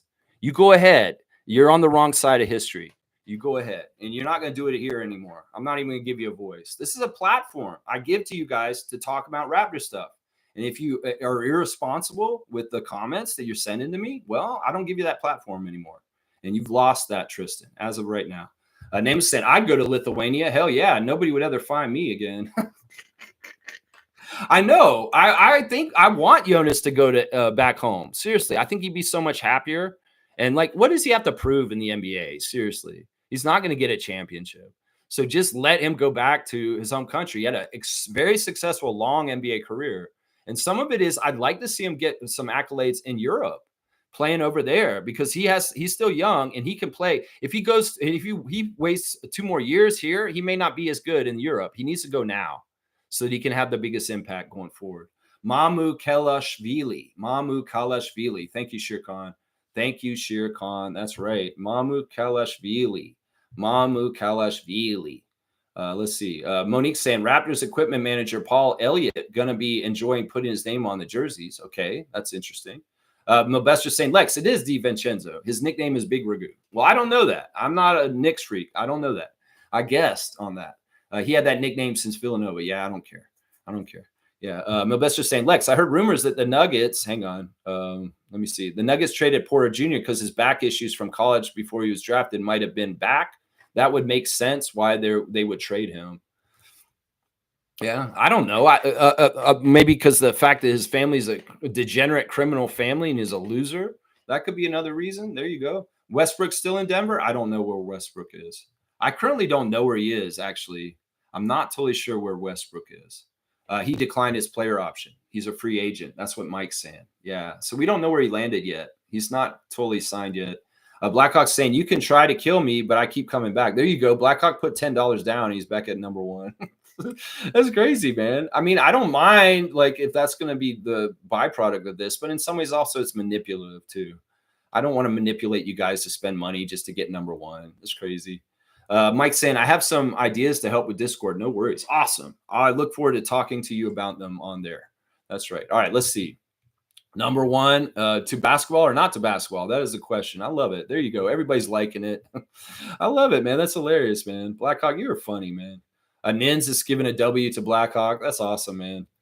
He bought it. That's right. That's the way of the world. You can buy things now, like elections. You can buy elections. You can buy politicians. You can buy Ontario Place. You can buy all this kind of bullshit in the world today. You can buy the healthcare of the American people and just give all the money to the billionaires. You can buy it all. It's all up for grabs to buy. Just buy. You know, that's just how it is. Kareem saying, Nuggets are back, baby. My Western Conference team. Yeah, I don't believe it. I'll believe it when I see it. I'm going to say the same thing to you, Kareem, as I'm saying to Reggie about the Rockets. I'll believe it when I see it. But I'll tell you, I have much more evidence that the Rockets are going to be back. And they're going to be badass. Although they didn't really go anywhere. They were number 2 last year anyway. But yeah, the Rockets, I have more confidence in next season than the Nuggets. But I would say to both Reggie and Kareem about your teams respectively, don't count your chickens before they're hatched. You got to see what Kevin's going to do in Houston. And you got to, I don't totally believe that Denver's gotten better. I don't believe you. I don't believe you in that one. That right there. Yeah. Blackhawks put money on it. That's right. He's got 5 on it or 10 on it, I guess. Seymour's saying it's not Chet Holmgren. It's Champ Home God. All right. I'm going to give you a dunk because in some ways you have been consistent with this and I love it. I love it. In some ways, this is the yin to my yang. I don't like Chet, but Seymour loves him, and he's going to go ahead and stand for him in here. I'll allow it. I'll allow it. That man is a champion. He is a champion home god. See, you got me doing crazy shit I never thought I would ever say. That's right. Oh, I'm on 3 hours. Mischief is laughing. This has been pretty fun. Kareem saying Chet needing a spotter to lift Larry O'Brien is comical. That's why I was wondering about that, man. Seriously. Is that why Lugetz had to hold it for him? Because I was wondering, man. Maybe he can't get that up there, man. Only way to stop Blackhawk is we all report him. you guys are out of control. I wish they report the government in the United States right now. We need to all report the government. The rest of the world's seeing this. They see democracy on fire and burning to the ground. And Europe is just like, yeah, America, you can't say jack shit about anything anymore. As far as like you're standing in the world and being a beacon of democracy and freedom. Yeah, that shit is all out the window at this point. The French are like, y'all should have gotten in the streets like 4 or 5 years ago when Trump did the January 6th shit or something like that. Y'all should have been fighting this and burning shit down like we do over here. Americans are so placated by distractions and bullshit, celebrity news, sports, all kinds of stuff that they don't realize they need to get mobilized and get the fuck out there and activated to fight all this shit. And that's part of the way that they do this. That's part of the way they do this is the distractions are part of the plan of the billionaire class. Seymour saying he's still a champ. Just like when people from the States look down on us being champs, I will not do the same. I respect champions. There you go. I like that. I actually really like that, even though I'm the one who's disrespecting. I really like that Seymour's standing for him in some ways. It's kind of crazy. Mike's laughing at Kareem, and Seymour saying Gen X is crazy. No respect. Low IQ. OnlyFans winning. Racism winning. Laugh out loud. What are you seeing? Gen X is crazy. No respect. Low IQ. OnlyFans winning. Fascism winning. You know, all the generations. I mean, I know that people like to delineate different generations have a part in the problem that's going on right now. For sure, the baby boomers are a huge part of the problem with this. Gen X, my generation, yeah, we're part of the problem. Millennials are part of the problem. And Gen Z is a part of the problem too. We're all a part of the problem in this whole thing that happened. Now, Gen Z is not as much at fault. Millennials are not really as much as fault.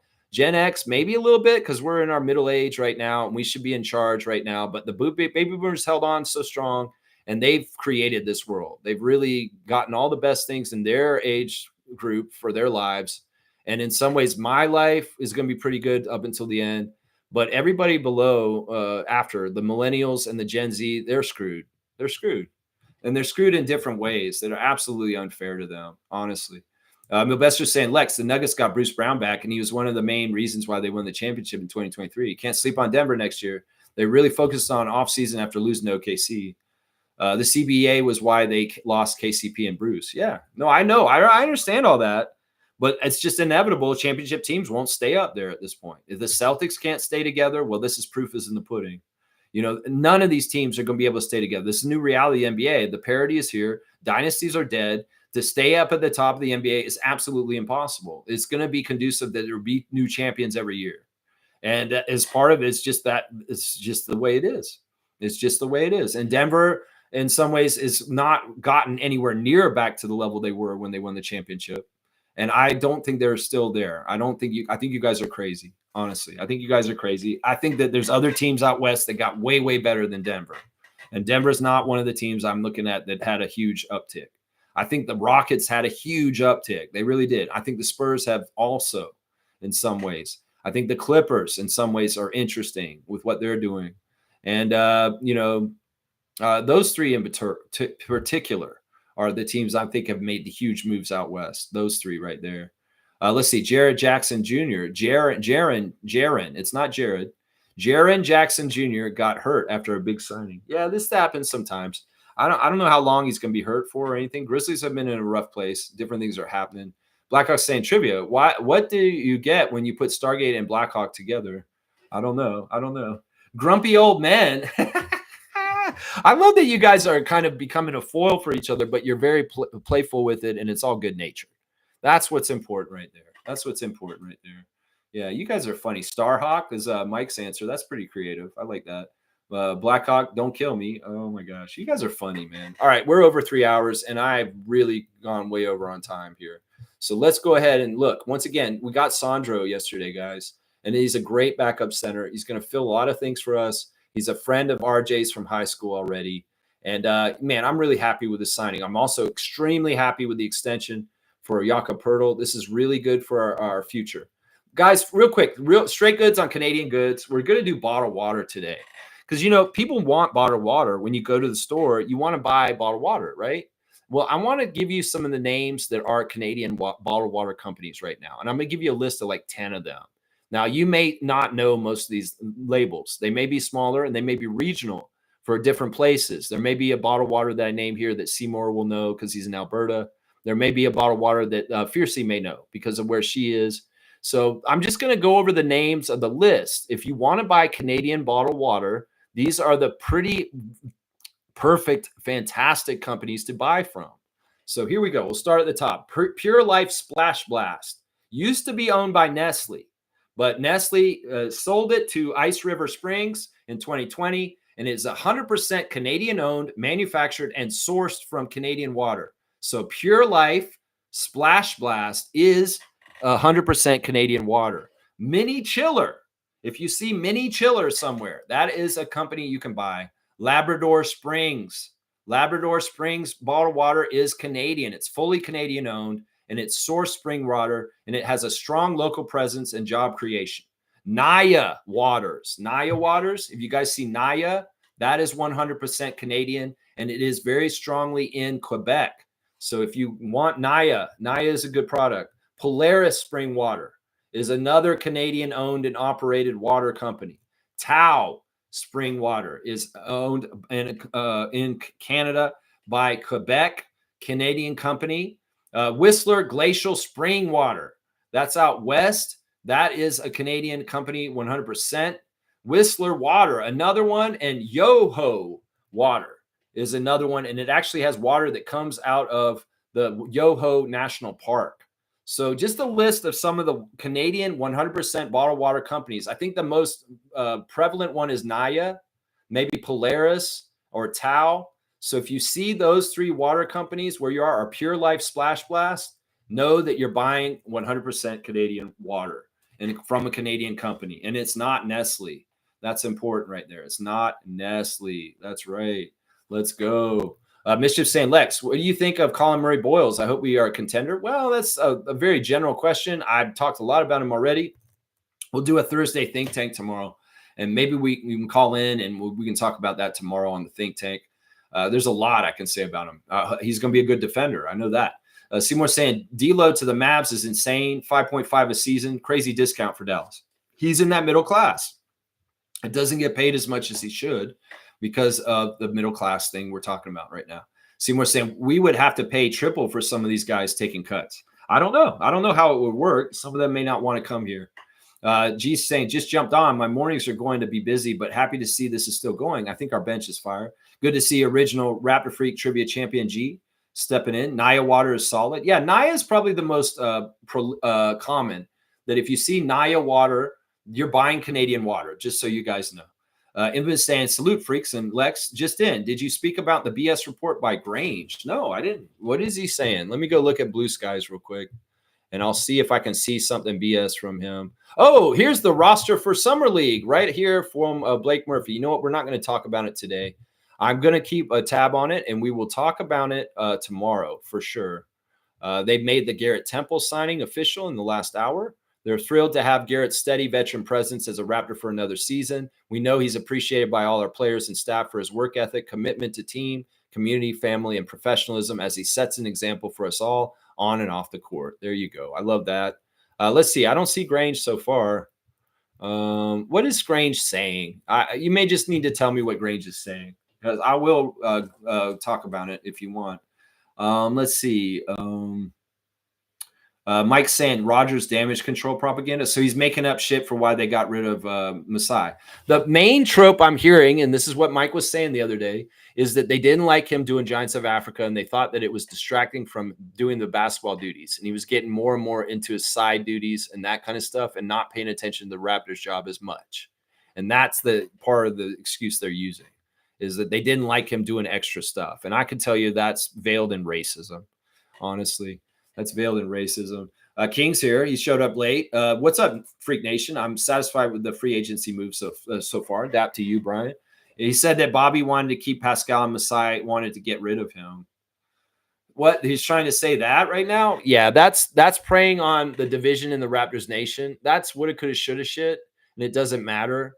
That doesn't actually totally make sense either, because honestly, Masai loves Pascal, and this is not adding up. This absolutely sounds like it's not right. Yeah, I wouldn't believe any of this shit, is what I'm saying.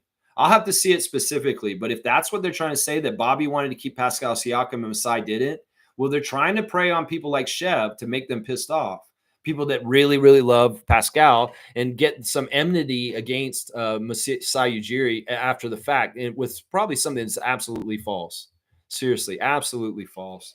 Let's see. G saying, wow, this is how they're trying to get fans to turn on Masai. Yikes. Yeah, it sounds stupid. It's all way past done. And who's to say this is absolutely true? I think this is absolute horse crap. Even if it's slightly true, I can make a case for why Masai is right, and that it's the right decision to move on from Siakam no matter what. But to utilize a very popular, beloved player as a chip in the whole argument here is absolutely, to me, despicable. Despicable. They shouldn't do that. They shouldn't do that. Yeah. Fiercely saying, really? The same Masai who reiterated Pascal's success is his success? I don't buy it. It's just to discredit Masai. Once again, Grange executing Rogers' dirty scheme. Yeah, I can see that. I can see that totally. Pie to the face. It's propaganda. Grange is garbage. There you go. I like that. All right, let's keep going with my tabs. We did the Instagram stories. Raptors Reddit is kind of ridiculous. They're talking about Jared Rhoden getting waived. They're talking about Jakob getting his contract. A lot of people like it. Some people are being idiots on here and saying they don't like the Jakob stuff, but these are idiots, you know. There's a new interview with James Wade that just came out. I might have to watch that today. Let's see. There's the Jonas trade for Dario Saric. Very, very interesting. Mamu or Castleton for backup center? Are you even asking that? That's stupid. Of course it's Mamu. Because Castleton's not even a real player yet. Okay, yeah. Raptors Reddit is a collection of really silly shit for the most part right now still. Let's see. Get your fantasy WNBA team set up. Happy birthday to Stevie Roots. It's my best friend's birthday today. Steve is going to the Blue Jays game. He's going to a lot of Blue Jays games this week. He's really in the Blue Jays mode to celebrate his birthday. Happy birthday, Stevie Roots. That's what I got to say right now. My old buddy Steve, have to say happy birthday to him. All right, let's do the classic card and let's get the hell out of here. We are way over time. In some ways, we did some political stuff today. And Tristan, man, why did you step in it again, man? You couldn't resist, could you? You couldn't resist. And it is what it is. All right, here you go, Milbester. This one's for you. Do you know who this is, Milbester? It's a New York Knick, obviously. Does anybody remember this New York Knick? If you can give me the first and last name of this New York Knick, you get the classic card points today. Who is this former New York Knick? Let's see. Yeah, happy birthday to my friend Stevie. Yeah, Steve's awesome. Talked to him a couple days ago. Went over the whole thing with Masai, so he was up to speed on what's going on. Told him, yeah, we need to say fuck Ed Rogers every day and never let this down. Fuck you, Keith Pelly. You see Keith Pelly in public, tell him how you feel about Masai. John Starks? No, this guy didn't start, and he's not John Starks or Starks. This is not John Starks. You got to look at it closer. Chris Childs. That's an interesting guess, Milbester. It's not exactly right either. I'm saying you guys got to look even shorter than that. Seriously. This guy's actually one of the shortest players that ever played in the NBA that's on this card today. You can look at his height on the card. He looks like a little short guy. I can show you the back of the card. Maybe it'll give you a better look at his face. Who is that, guys? You guys don't know who that guy is? He looks short. He is short. I think that he's like 5'7", guys. This is a very short player. He looks short. Greg Grant. Boom goes the dynamite. Kareem remembers his short guys. That's right. That's Greg Grant. He played for the Phoenix Suns also. Kareem's going to get 100 points for the classic card today. Greg Grant of the New York Knicks at that time. Greg Grant. That's right. What does it say on there? 5'7". I was right. Lex was right. 5'7", 140, guys. That's right. Don't ever say you can't make the NBA. Greg Grant did. That's right. 100 points for Kareem Thomas on the classic card today. Love to see Kareem getting in there for this one. Greg Grant. Did you just remember Greg Grant, like from watching way back, Kareem? How did you get this one? I want a little bit of a background on how you knew that was Greg Grant. You just remembered him? I would have remembered him too because of being a longtime NBA fan and watching him play way back. Wow, fantastic. All right, 316, Austin. Let's get out of here on that one. Thanks for watching. Please like, comment, subscribe. Join the channel. You get membership privileges. And yeah, you can lose them too if you're going to spout MAGA bullshit. I'm just going to say that right now. If you're going to spout MAGA bullshit, I will show you the door. I don't care if you're supporting my channel with money. Also, guys, tomorrow we'll do the Thursday Think Tank on the Summer League roster that's been released. We'll go over it tomorrow, and I want to hear everything y'all have to say about our rookies and our roster tomorrow on the Think Tank. Let's go Raptors. Thank you, Benevolent One, Isaac Campbell. Let's go, Scotty. Let's go, Darko. Let's go, Bobby Webster. Let's go, Masai.